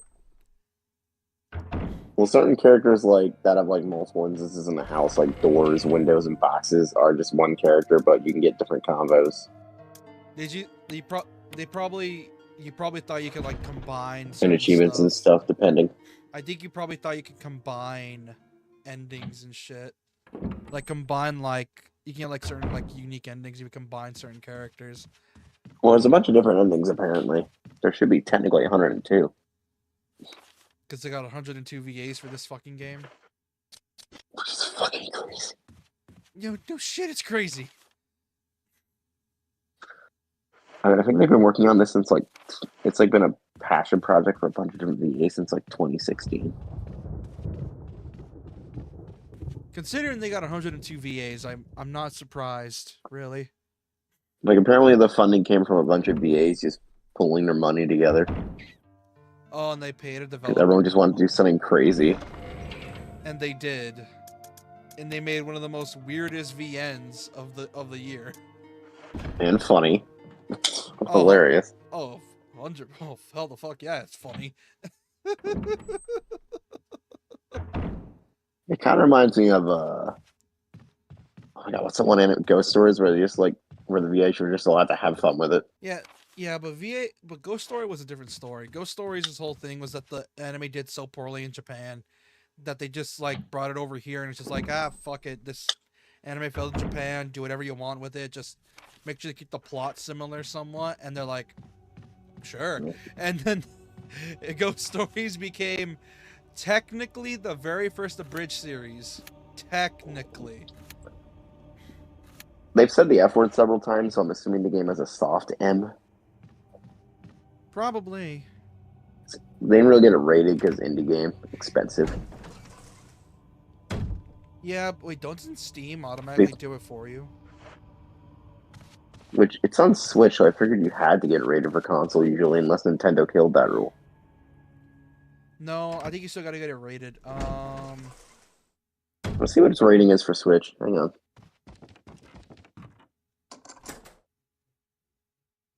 All I need to do is go to Nintendo eShop. Oh, I And of got course it. it needs me to put in my age, because apparently Nintendo thinks I'm 6 or something.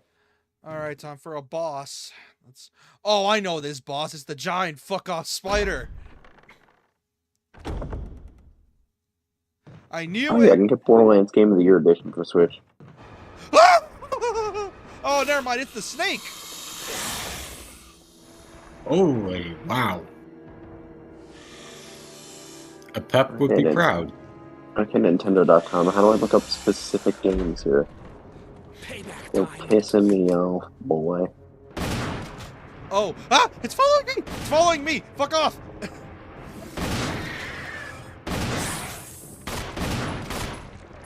Fuck off! Ow! Ah, and I'm poisoned. Thank you, game. Oh, no, it's got it. It's got an M. It's got an M rating.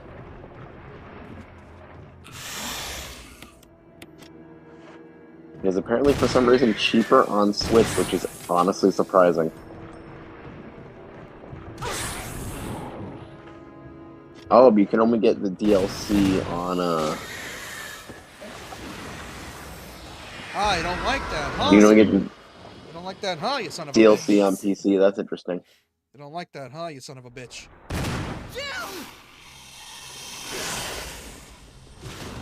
Oh, I got... Man, you almost a Jill sandwich. Oh, it How got... did we do that already?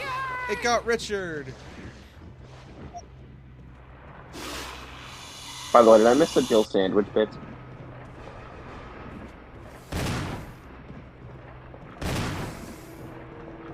I didn't believe you would have, but It's when she almost gets crushed by walls, right? Oh, shit.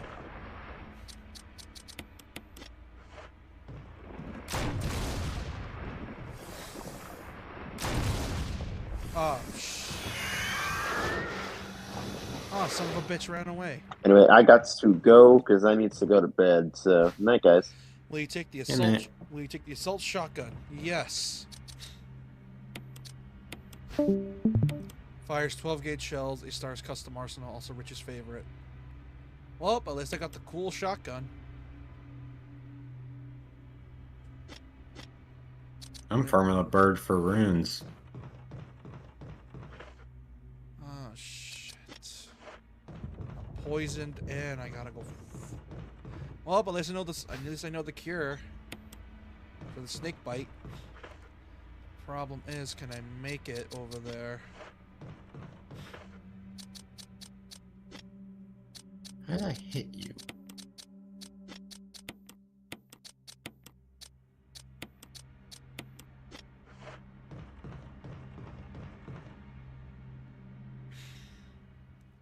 So I gotta deal with a snake bite. Really fucking fun. And Richard's dead too. Oh, am I poisoned? I need serum.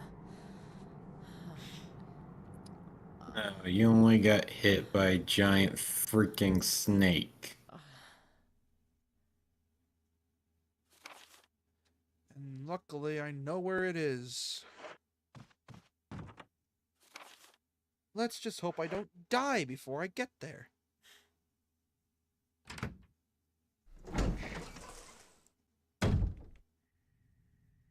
Oh, fuck.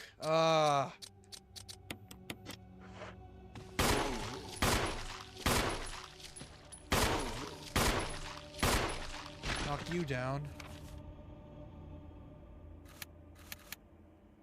I gotta rush all the way back there. Fucking fun. And since Richard was not here anymore, that means zombies can spawn now. Ain't that a joy?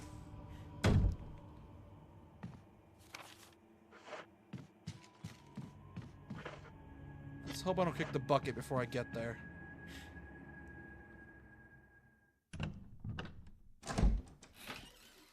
At least I got Richard's shotgun, which is arguably better than my previous one. Actually, it is better because I can hold more rounds, which means I can explore more zombie heads. I can never understand living in a mansion. It feels like just a bit much, isn't it? From what I understand, it's mostly about the presentation and the show. Because Yeah. apparently billionaires just have so much money that they compete on who has the most. Also, I learned that I got the bell bearing a long time ago for the frostbite or the go away thingies.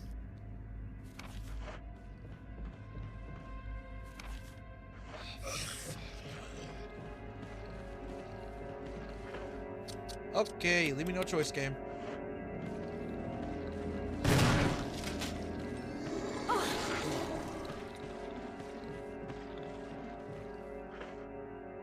Oh hey, mummy. Yeah. Out of my cup, fly.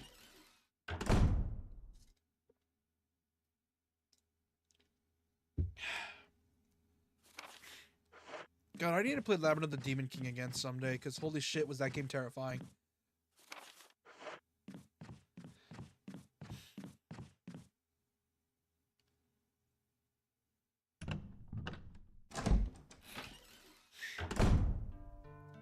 Imagine if there was a real zombie apocalypse. You think that shit would get, like, stopped immediately?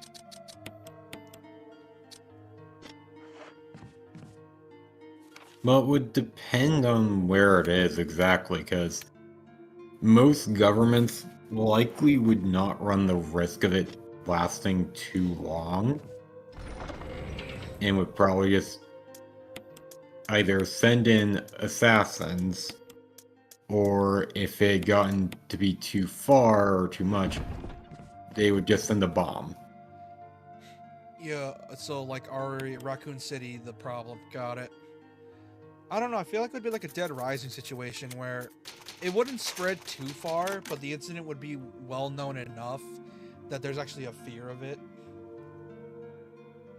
Only difference is we wouldn't have the whole, you know, using zombies as tourist traps or using game shows, which Dead Rising 2 lovingly did. I love Dead Rising 2, but come on, they gotta. It's so fucking stupid. Which I need to stream more of the remake and finish off the OG, because I remember streaming through the OG for a bit.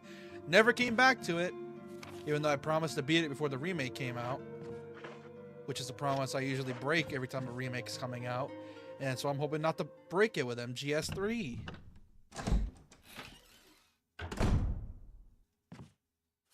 Well, that mostly just comes down to you needing a consistent schedule for shit. Yeah, because my schedule's fucking everywhere. I'm trying to get back into a consistent schedule, and the remakes for the RE9 and the remake of MGS3 was a good excuse. I'm not gonna lie.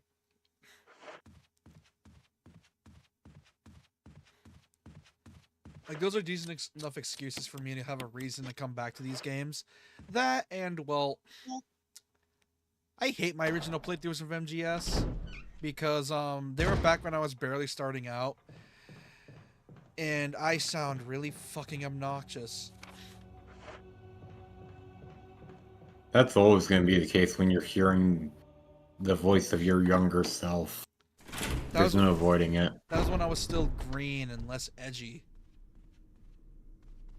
Less edgy? When are you edgy now? You're more of a shithead who makes stupid jokes. Yeah, being a dick's my personality.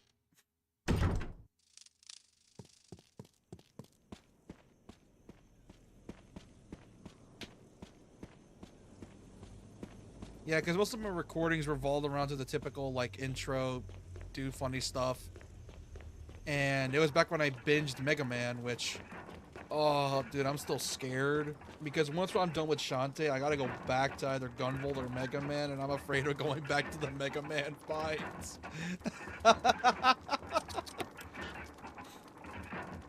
Well, you know I'm going to be there beside you for that, so... It's either gonna be classic Mega Man or Battle Network, either or. I would recommend Classic just because Battle Network's so damn confusing to navigate.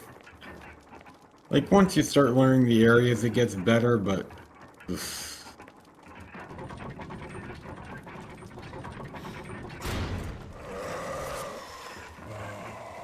Ah, Re-Dead.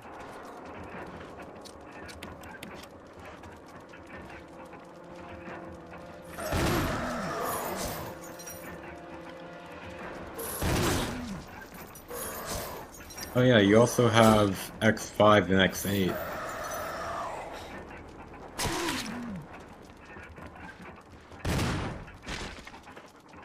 Oh yeah, those games. Oh no. X5 and X8 are the forgiving two of that half, though. Yeah, X6 and X7 It's not are 6 and 7.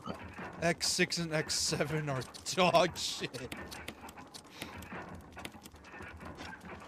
Because doesn't X6 do the stupid thing where, like, X6 has the whole virus thing, and X7 has the whole 3D... All of it. Yeah, all of it. Like, I remember I The mentioned... 3D in X7 is executed as fair as it could have been for a first attempt. And the Nightmare virus is very inconvenient. Yeah, because I remember, I think I mentioned this game a few times. It was an indie game called Proto-Droid Delta, which is essentially 3D Mega Man. Solid 7 out of 10, I'll give it from the gameplay. It looks fun. It's $20 on Steam and PSN if you ever want to try it out. Ironically enough, is that game originally was a Mega Man X7 remake type deal. But like some fan games and some smart indie devs. Actually, let's talk about that for a bit. What I love about certain fan games is that when there's like a lot of love put into a fan game, it's always nice to know that even though that fan game is never going to be sold. It's nice to know the devs will use that experience or those mechanics in an original game. Like, for example, before the RE2 remake came out, there was a fan remake of the game being made by the devs. And then Capcom came around and told them to stop. But it's not because they were trying to hit him with a cease and desist. No, it was because, and wouldn't you know it,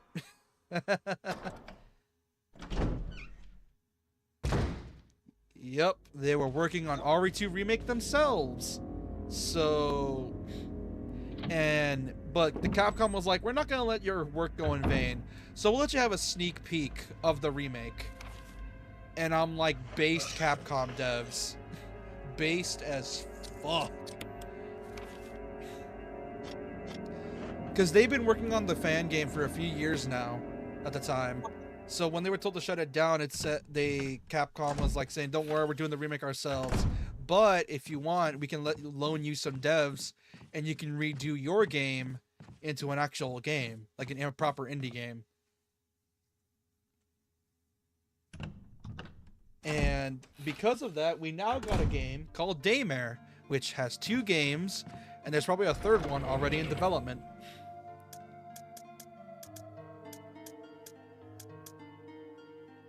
And I am all for it,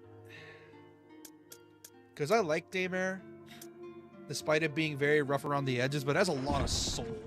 And I can barely say that about a lot of indie games. Because it's one of the few... Because here's the thing. If you're an indie dev trying to be a bit ambitious and you manage to somehow release the product, I'm still going to appreciate the attempt. Because Daymare was, I think, their first game.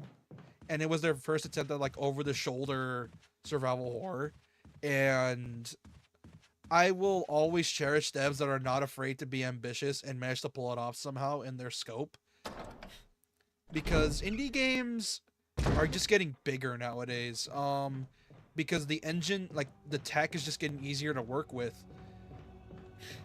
Like, yeah, most indie devs still do digital pixel art, but we got engines like Unreal and a modern version of Unity, which don't use Unity if you don't want to be charging 20-some cents for every download. Fuck you, CEO, by the way. But yeah, like, the dev tools are so common in the indie space now that you can, if you wanted to, you can make your own game. It just depends whether or not you have the talent to make it. And I'll always appreciate indie devs who are always trying to push themselves, because it clearly shows they have a passion for the craft.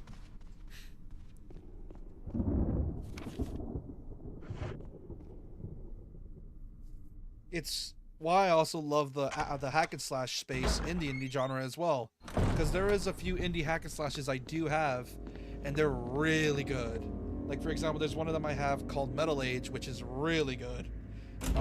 Decent attempt by like it's like a Korean hack and slash, which if I've been getting my hack and slash fix from mostly Korea and like China, which, yeah, they're on Japan's ass for games right now. And I'm like, hey, more good games for us.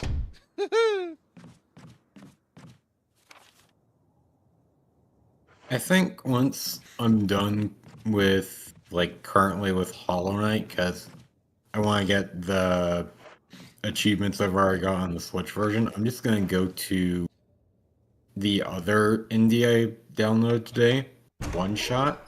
Oh, that's a goodie. Which, yeah. I was surprised by how meta it was in, like, the demo. Oh, it's very meta. Originally it was just a regular game on itch, and then the dev expanded on it, because of course they did, because they're awesome. And essentially the original version of the game, you only had one shot to beat the game, and I mean literally one shot. Because if you beat the game, whatever ending you got was the ending you got. And there was no, like, playing it again to get a different one? Nope.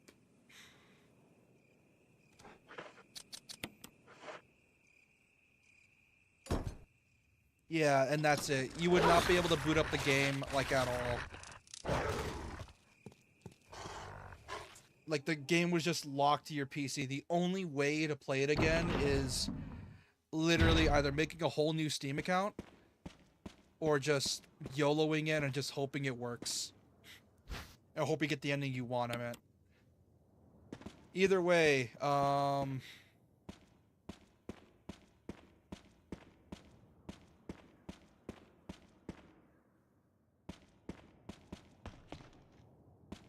Either way, what?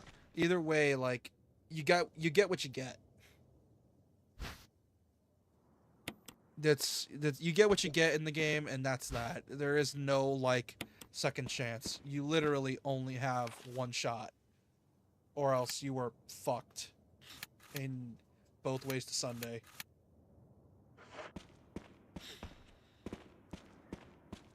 There's not even enough ways to be fucked those to Sunday, so it's only 2 ways. Pretty much.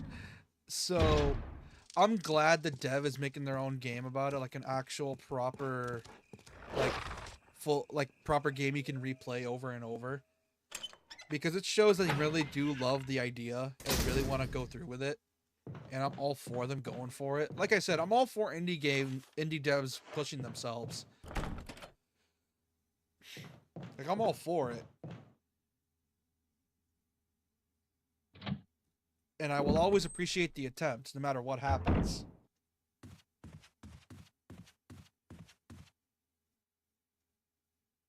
Like, yeah, like, if the game comes out bad, well, I guess, fuck me, I guess. I got whatever amount of money for it. But if it is good, then I'm glad that the devs were willing to push themselves for it.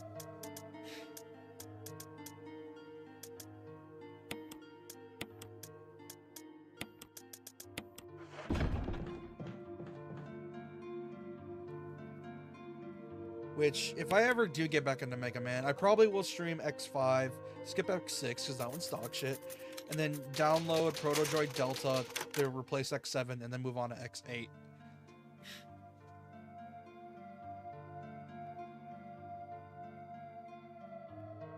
Which, speaking of Mega Man, I've been seeing a lot of Mega Man indie games spawning up for a while now. And that's not just like me. Like, is it just me, or has there been like a lot more of them spawning as of late? I've noticed that for the past decade or so. Like, no, I don't mean like that. Like, I mean even this year, like a lot of indie games are very Mega Man-esque, and I'm like, I don't hate it. I love it actually, but goddamn, where were you all last decade?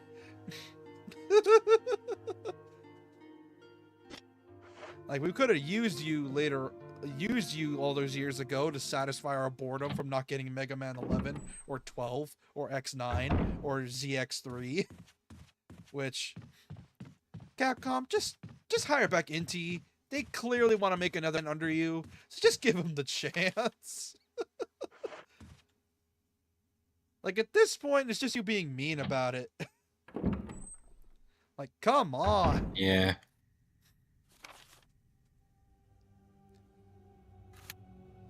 Oh, I gotta loop all the way over. Oh, that fucking sucks. Okay. Let them deal with it. I'll just need to go back to the snake area so I can... Oh, shit! Well, that's fun. I just learned the boss I was trying to fight has 35 slash negation. Me trying to use a freaking Uchigatana.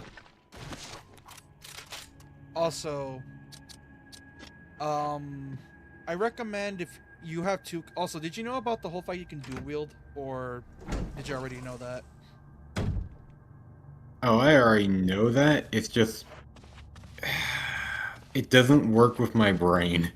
Like, you have to Like, press... if you've ever seen that cat video where they suddenly have 2 fingers right in front of them, that's me with dual wielding.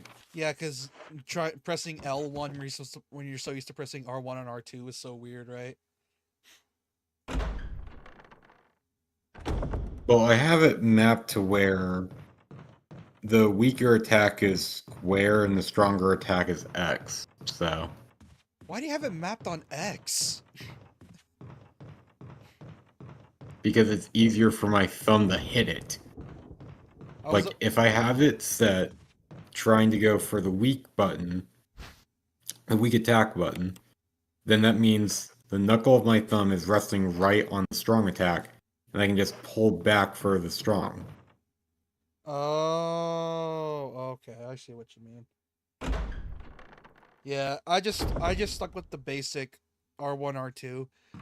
Since you already know I'm a DMC player, doing the claw is just normal for me. But god damn, does it hurt like a bitch after a while.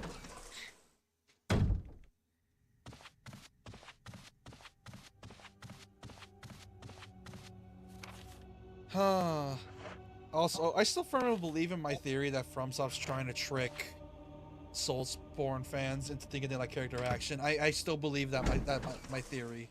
I still fully believe that. Because once you get the DLC, the movesets get very weird. And I don't mean like, oh, regular 5-hit slash attack. No, as in like, there is a dual set of swords you get after a boss. And that boss and that weapon set allows you to do some really cool shit. Like for example, you have like 2 different combos for like light and heavy. You have like your special is like one has the special ability for it has one for light, one for heavy. You can combo into it as well. It's just so fun. It like scratches my Bloodborne brain, ironically enough, which at this point I'm done coping. I've been seeing so much like news about a Bloodborne remaster. At this point, I gave up. Like, I shit you not, every now and then I'll get a random article saying like, oh, Bloodborne fans hype for new remaster tease? Is it a remaster coming? No, it's not. It's just a... Oh, God. You realize how many times I've been blue-balled by that stuff? Where it's like, ooh, game series returning in big way, and it's just a fucking outfit collab. That ever happened? Oh god, I've heard of those and they sound so annoying. Yeah, like those articles have like the clickbaity titles and they do that shit. It's... Oh, I want to punch the guy so bad. Every single time I see an article like that, it pisses me off to no end. And I'm like, how dare you mess with my feelings? Like, oh, it's so annoying. I hate when they do that. Like, it's such a dick move.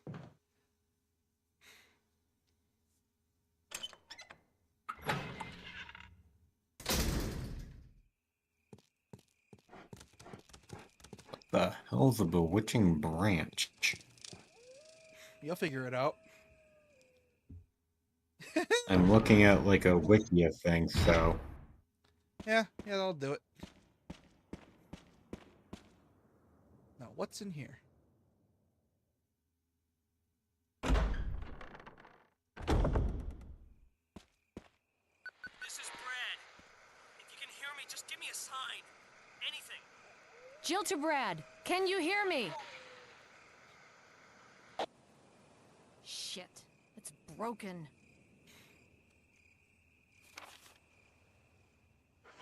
Area...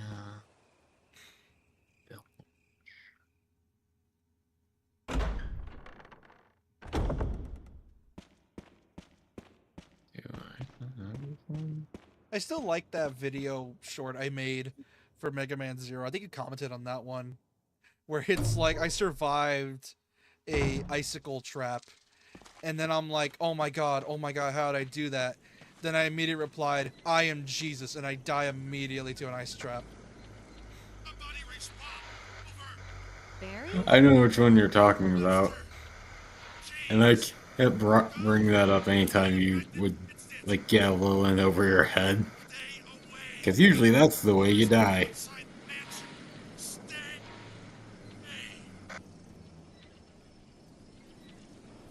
Oh god, what is this area?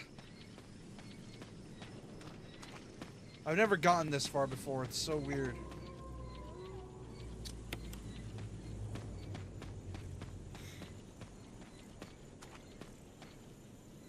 The gate will open when the guard dog's desires are fulfilled. Okay. Thought you had red eyes. Use Right motion cometh blocks. before the fall. Oh, there is no comment on it, actually. No, I just brought up so much that you thought I commented on it. oh, I remember you left. I think it was like when we were streaming it as well. Was it during a stream? And then you left It like might have been. either way. Oh, it was the later stream. Now I remember. Either way, that shit was funny.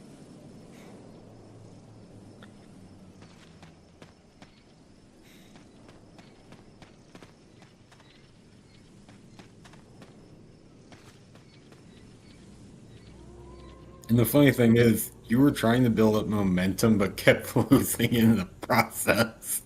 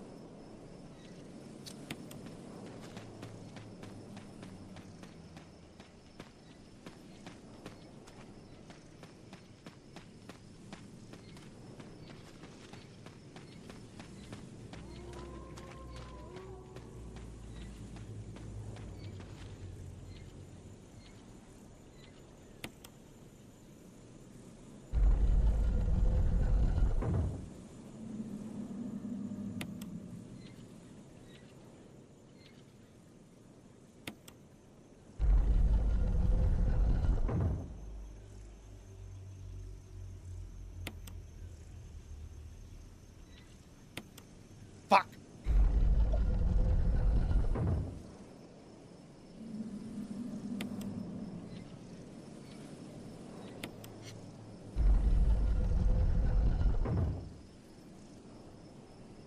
Hmm.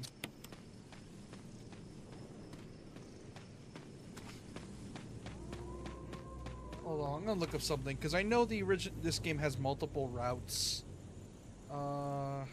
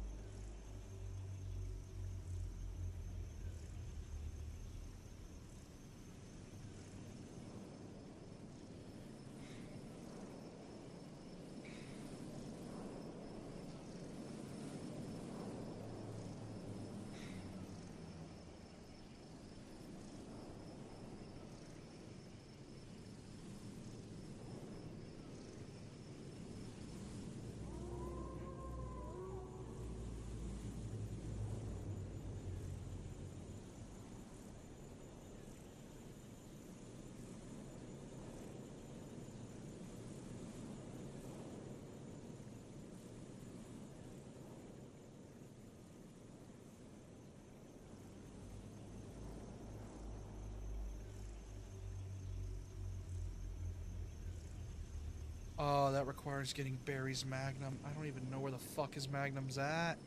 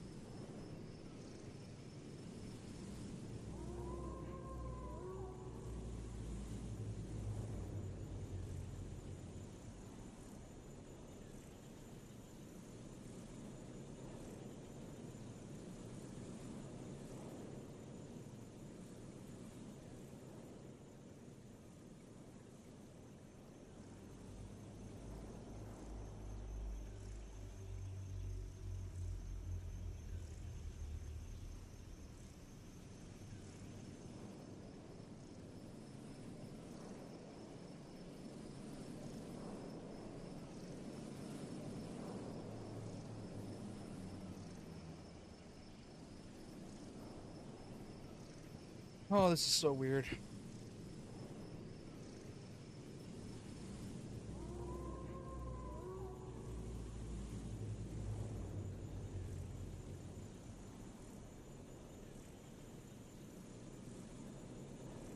Because I know this game has multiple endings. The problem is I don't know how.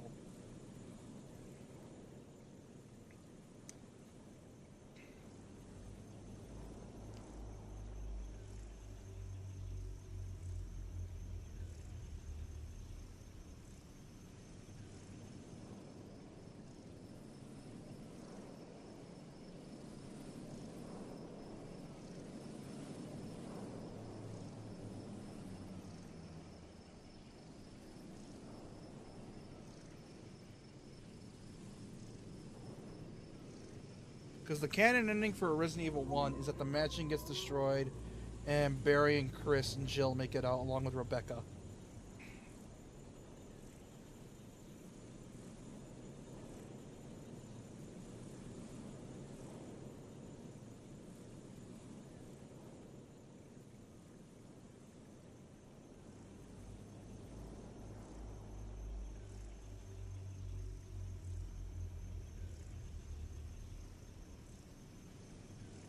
There's a yellow gem somewhere? Hold on.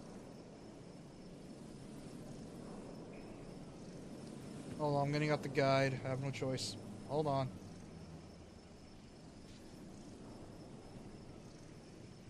Maybe a coward. I'm but- trying to navigate my way to more bewitching branches, so you're fine. Alright. Sorry, Chad, I'm taking a while.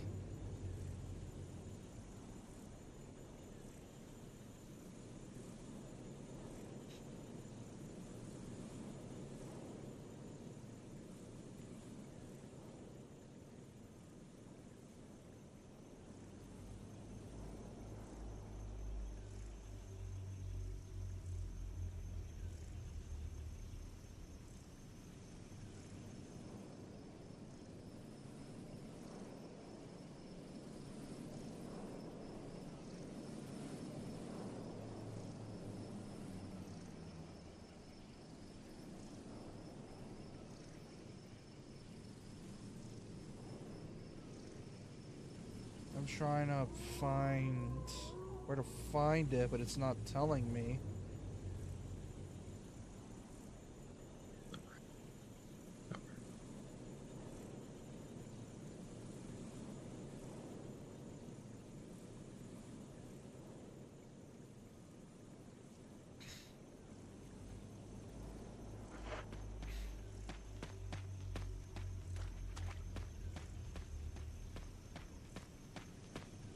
I'm gonna explore a bit more before I do anything.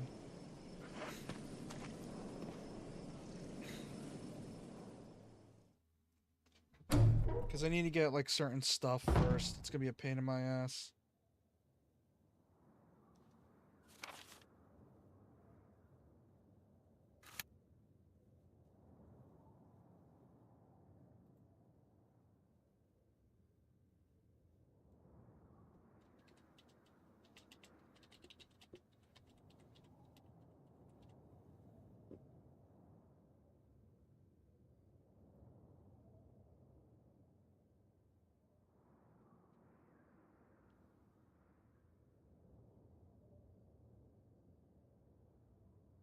It's in the same fucking room. Great, fun. Yeah, okay, I got nothing else to do. I gotta literally focus on this because I don't have any other keys. So I can't even do any of this part for now.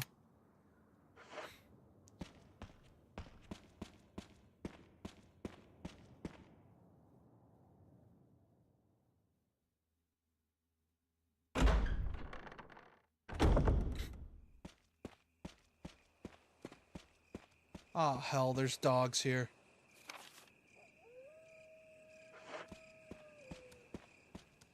Dude, you have no idea how much dogs... No, because they suck! Dude, they suck to fight in here, man. It's not even fucking funny.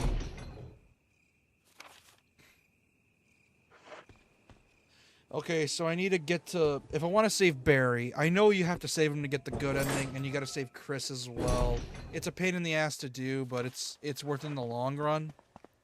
Because there are 12 endings, technically, but they're all variations of the 3. So, it's not even 12 endings, it's just 3 endings in total. Plus, whatever you get in Chris's route. Because, like, there's 3 endings per character with... Oh, that explains the 12 endings. There's, like, 6 endings per character with each... with a variation for each one. That explains it.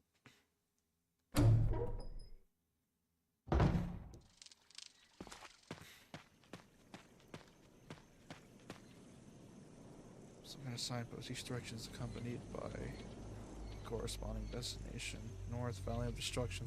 South, Cave of Hatred. East, Summit of Madness. West, Path of Revenge.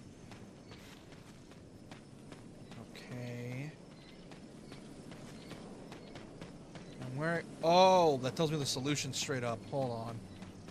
Let's see if I remember how to do this.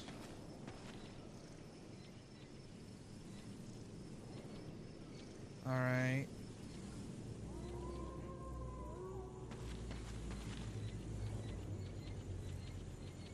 The war cry for revenge. And this one has red eyes? Yep, red eyes, revenge. Where's the revenge?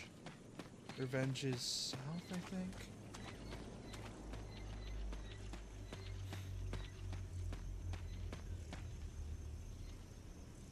Oh, Path of Revenge is west.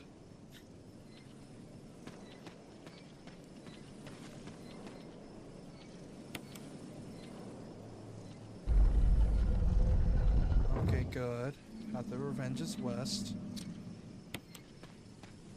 And what's the blue? God, this game is so slow paced, it's not even funny. Because it's building up an atmosphere, I understand that. But there's so long between fighting enemies that it just, ooh, it takes a while. The last gasp of destruction, which...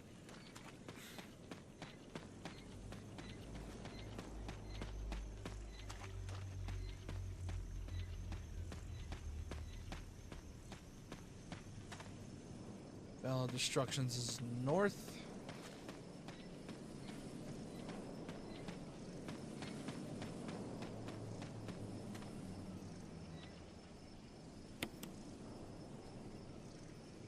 That should open.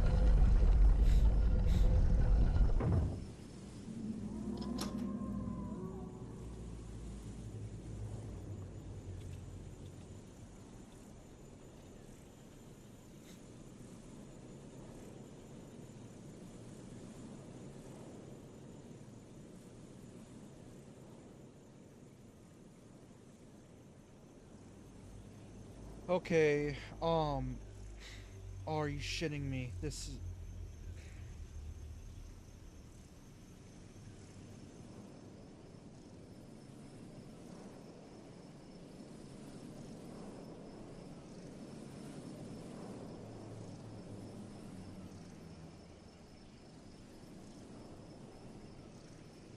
What the fuck was that?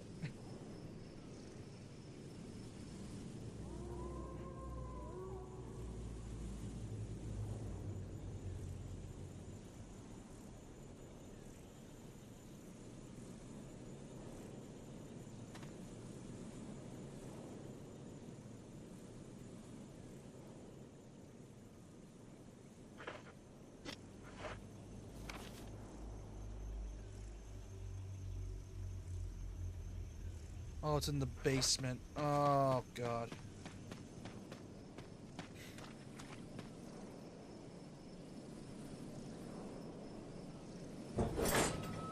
Well, this is a suspicious looking...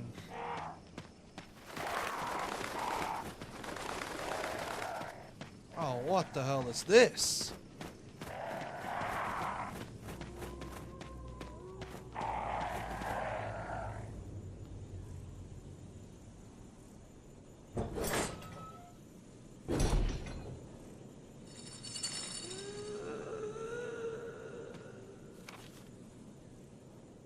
Yeah, I'm not doing anything here yet. I need to get... Oh, don't tell me I need to do some weird bullshit.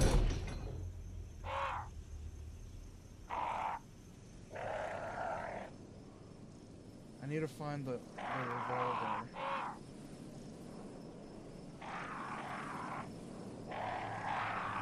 Wait, there's a Resident Evil board game? Are you shitting me?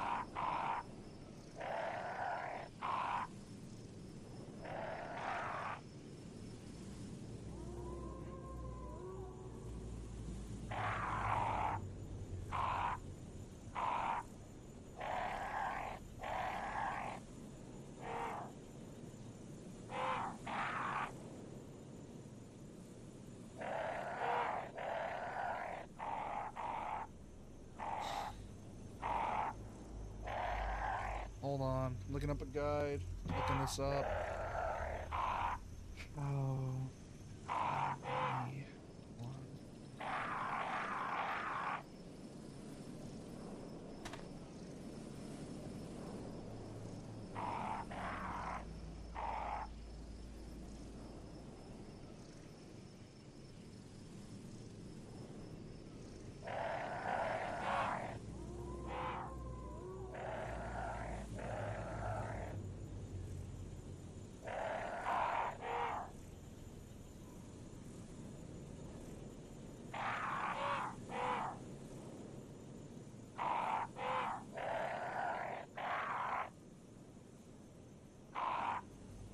Because you can get another Magnum. The problem is trying to...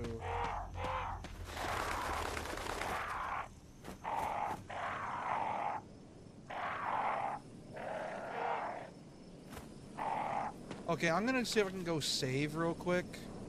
If I can. It's gonna be a pain in the ass, but it's gonna be worth it in the long run. Because if I fuck up saving Barry, I can easily reload a save to save him.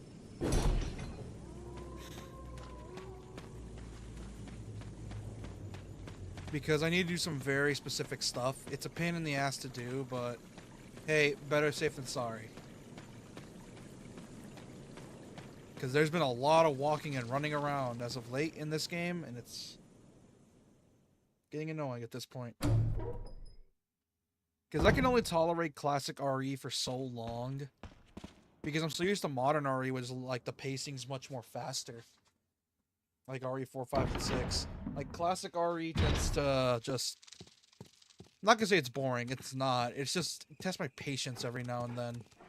To the point where it's just like, okay, can something happen now? Which is ironic, because I like Death Stranding.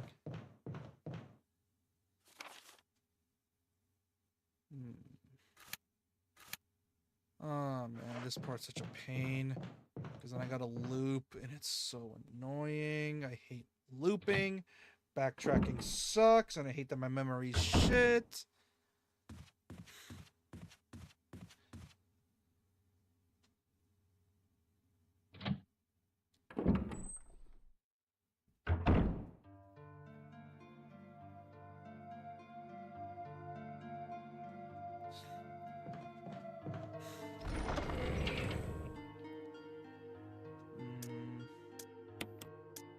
I need this.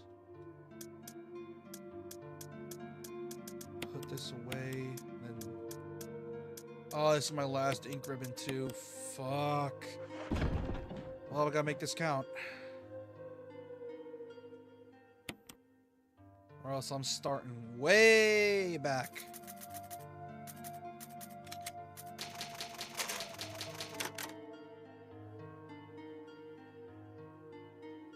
Oh boy, this is gonna be tricky.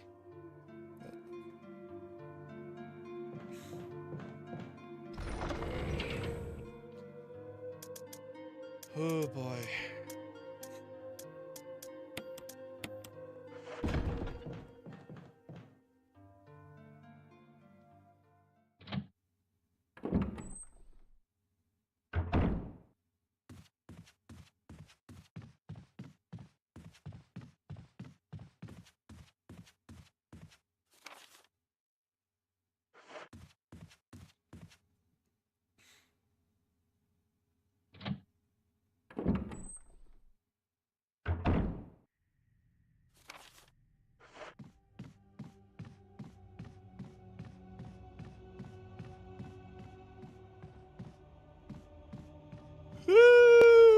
Oh god.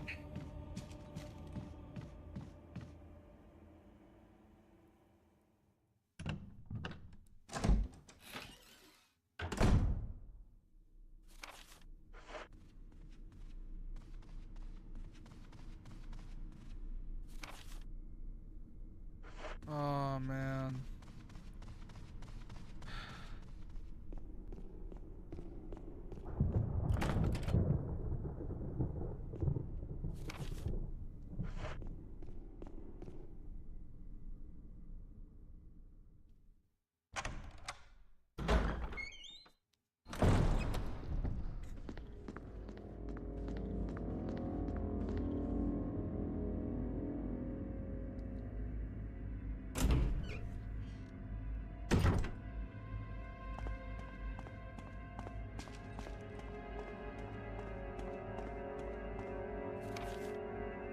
Yeah.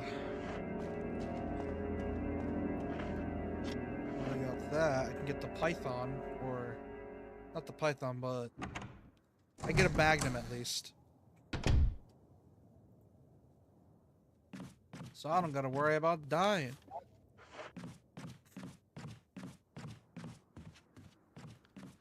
And hopefully I can get this the true ending on the first try.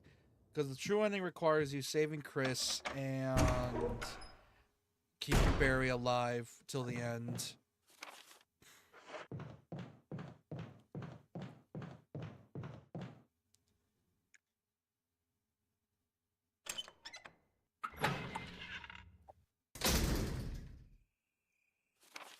I still love that meme in RE where it's like, Leon, you must bang my sister to preserve the Redfield bloodline. God, I love that meme. It's so dumb. And I love it all for it. Because canonically, I don't think any other protagonist had kids. Canonically.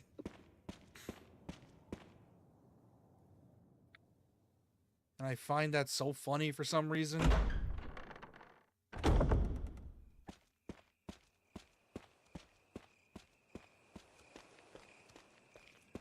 And despite that, RE9 is about to one of the games where you actually play as the kid of a protagonist.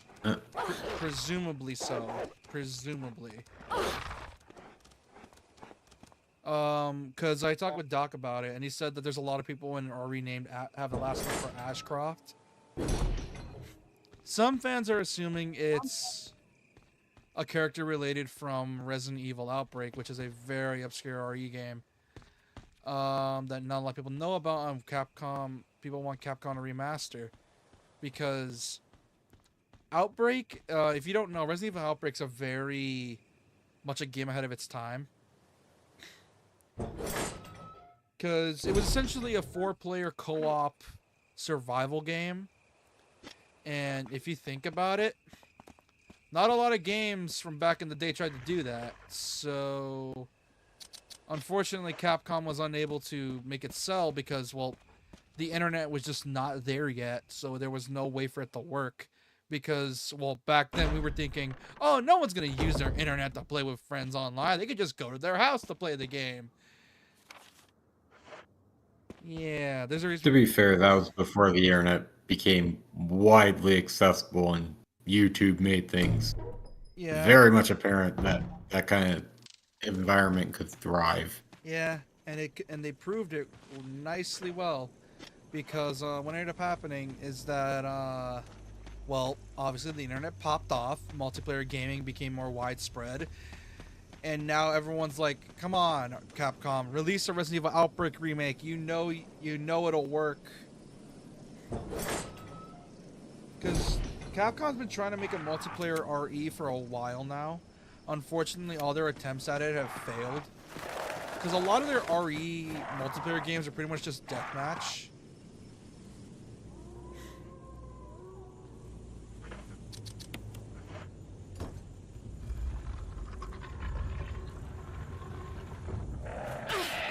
Ah, son of a bitch!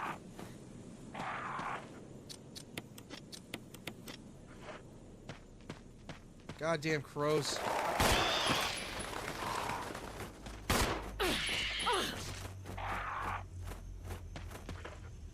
Oh, that's bad.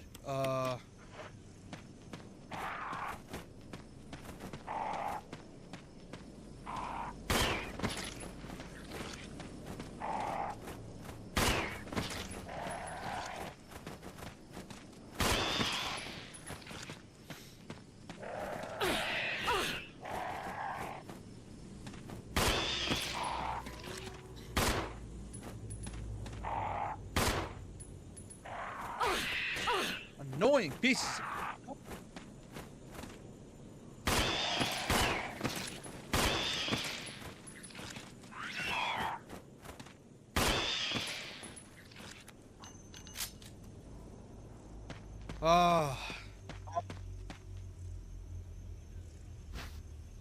Take the moon crest, yes.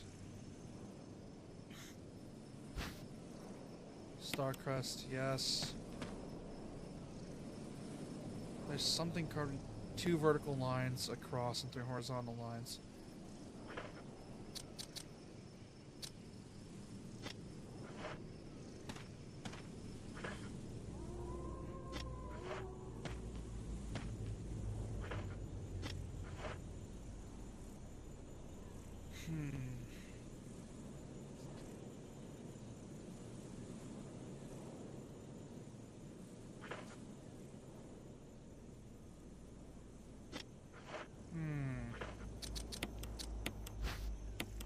There's an icon depicting the moon.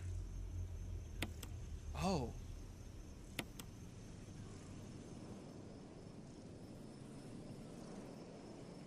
There are two projecting lines. Okay.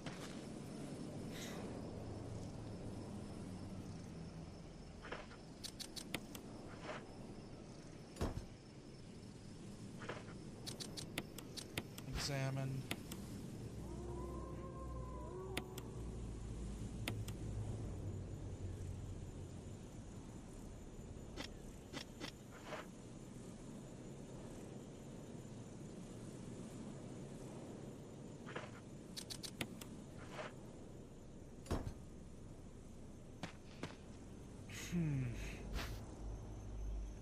Suncrest.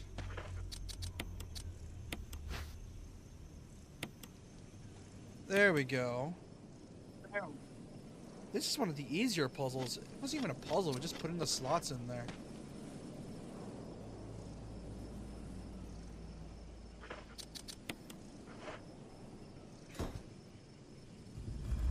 I got the Magnum. Wait a minute. Take the Magnum revolver. A Magnum revolver. It's loaded with Magnum rounds. Not Barry's Colt Python, but hey, it'll do. Especially when dealing with Lisa. Which, oh, Lisa Trevor is one of the best auditions in this game. Like, no joke, she's a really good addition to the game. She's one of the scarier parts of the remake.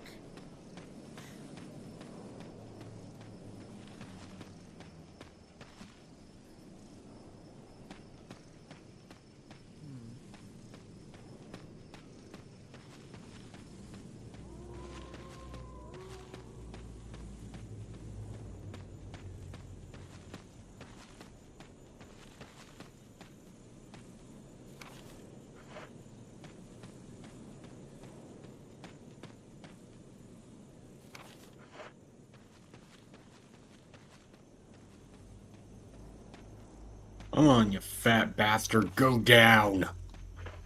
What the hell happened? I'm facing the same boss I was facing half an hour ago. Only this time, he's lower HP. Thank And I'm God. still liable to die. Thank God, right? Where the hell am I? And not really. Knowing my luck, I could easily fuck it over any time. Where the hell am I?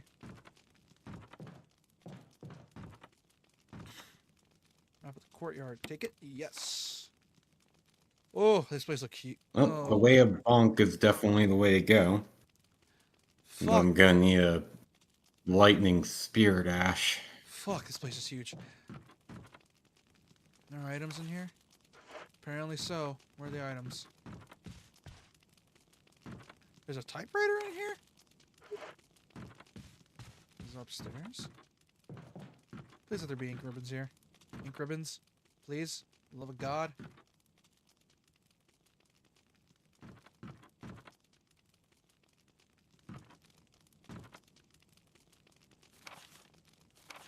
Family picture. My dearest, there's a journal left by someone. 19. Daddy attached first, mom attached scond. Inside red and slimy, white and hard. Not true, mom Great. where? Dunno, dad found mum again.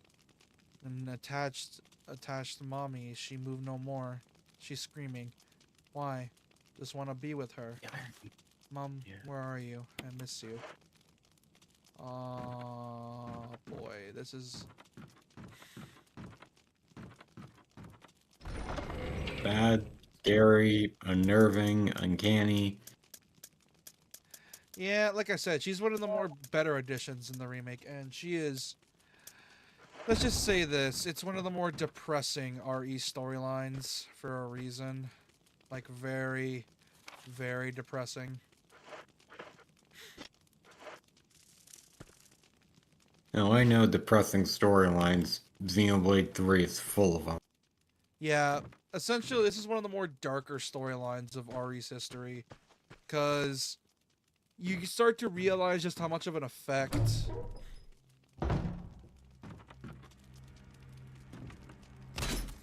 Oh, fuck. It was Lisa. I knew it.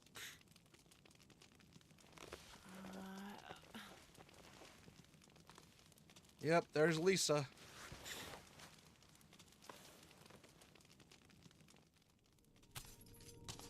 Oh, fuck. Hey, Lisa Trevor. Oh, you're terrifying. Shit, fuck. I need a loop around her.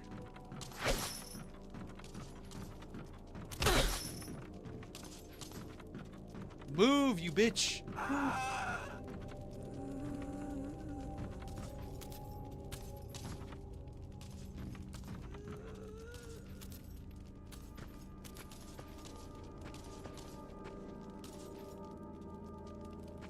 Go.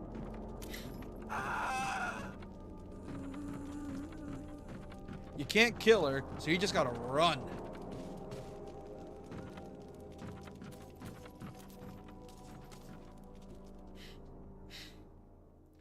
Holy shit. That was close. Please let her not be in here, or anywhere for that matter. Because that will suck greatly.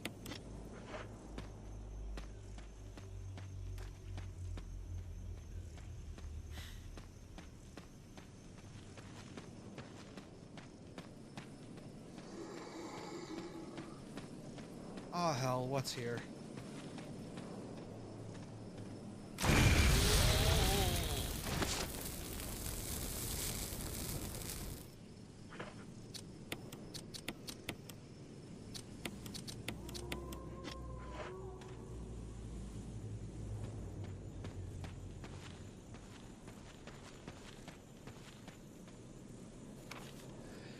I don't think Lisa despawned either, so now I just gotta find. I need to find some ink ribbons, or else I got to redo all this section all over again, and I don't want to do that. So I'm probably gonna have to go for a bit longer than usual just so I can save, which that would be annoying as fuck.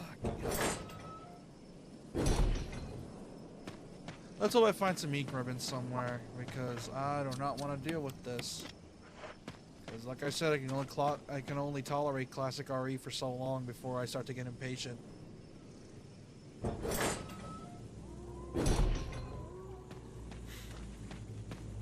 least I got a cool ass Magnum out of it, and I don't want to lose that if I save.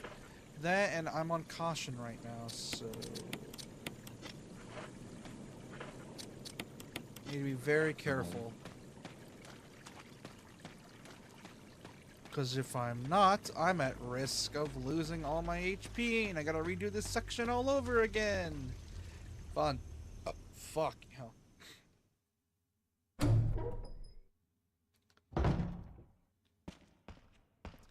Let's just hope Lisa Trevor's not a reoccurring boss. Because that would be hell annoying. Really fucking annoying.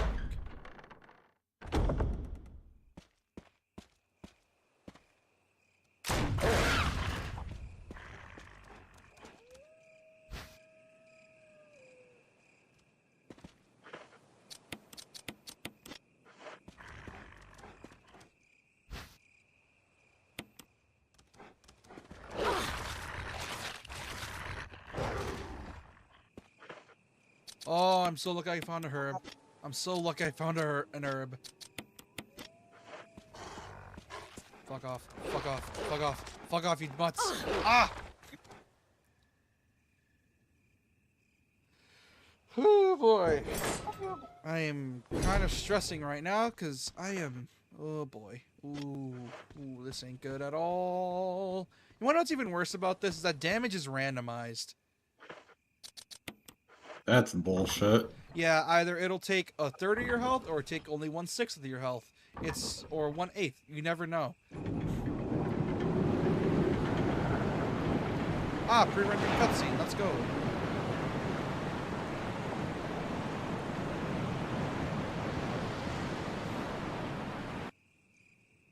On the bright side, I have a strategy now. On the downside, I keep getting my shit kicked in. Well, I mean, you gotta love having your shit kicked in. The way to victory is paved with the many deaths of your character. And fueled by my spite. Oh yeah, with Souls games, you have to have a lot of spite. You have to have a lot of it. Like a hell of a lot of spite. That was actually the thing that caused me to go on the Elden Ring binge to begin with. Yeah, Because while JP may have told me to get good jokingly, I took that shit seriously, began to hate the phrase, and have just been on the binge ever since. yeah, that's the thing with FromSoft games. You gotta get used to it at some point. Because FromSoft games are made to just piss you off in the best and worst ways possible.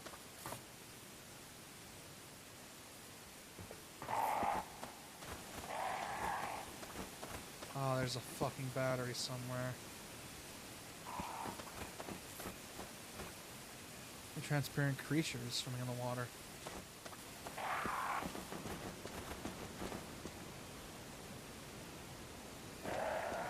Ow. Please let me be able to save after this. I need some ink ribbons badly. Ink. Please let me save. I know it's my fault for not using my ink ribbons properly, but come on, throw me a bone, game. Oh, there's snakes. Are you kidding? Oh, that's a lot of snakes. And now I'm out of the witching bridges. Fun. On the bright side, Electric Way of Bonk seems to be working.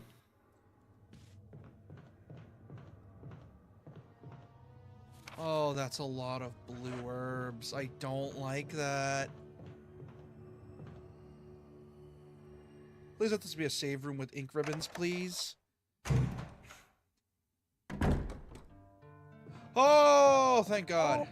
And an ink ribbon. Let's fucking go. Give me that shit.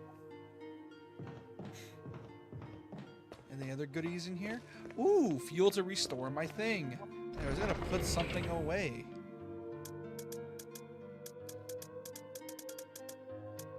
Holy sh...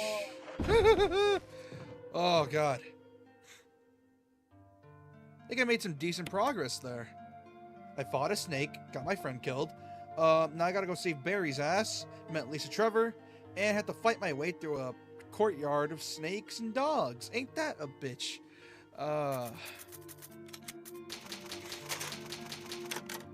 Don't get me wrong, I'm loving this so far. It's just the fact I can only tolerate it for so long.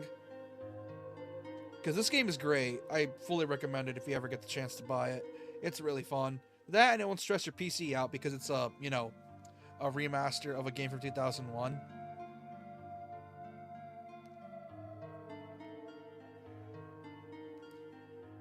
Or even get it on your PS5 if you can. Ugh.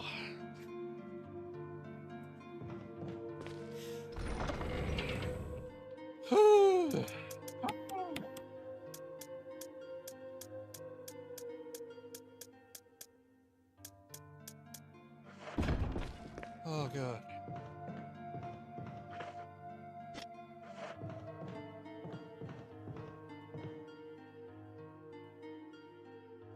Anyways, I'm gonna end it off here. For those that are new, I really appreciate you subscribe if you are new and like the stream if you enjoyed it. For those watching after the stream, I really appreciate you subscribe if you were new, like the stream if you enjoyed it, and leave a comment and call me a shitter at RE for misremembering everything. I'm gonna head off because I'm getting tired. It's gonna test my patience, but I do love it though. And yeah, that's pretty much it. Oh yeah, I also stream every Sunday, Tuesday, Thursday, and Saturday. Although not really Saturday all that much because I've been focused on a D&D session with this man and another few people. And yeah, that's pretty much it. Good night, guys and gals, or we're gonna call yourselves. See you all next time. Bye bye.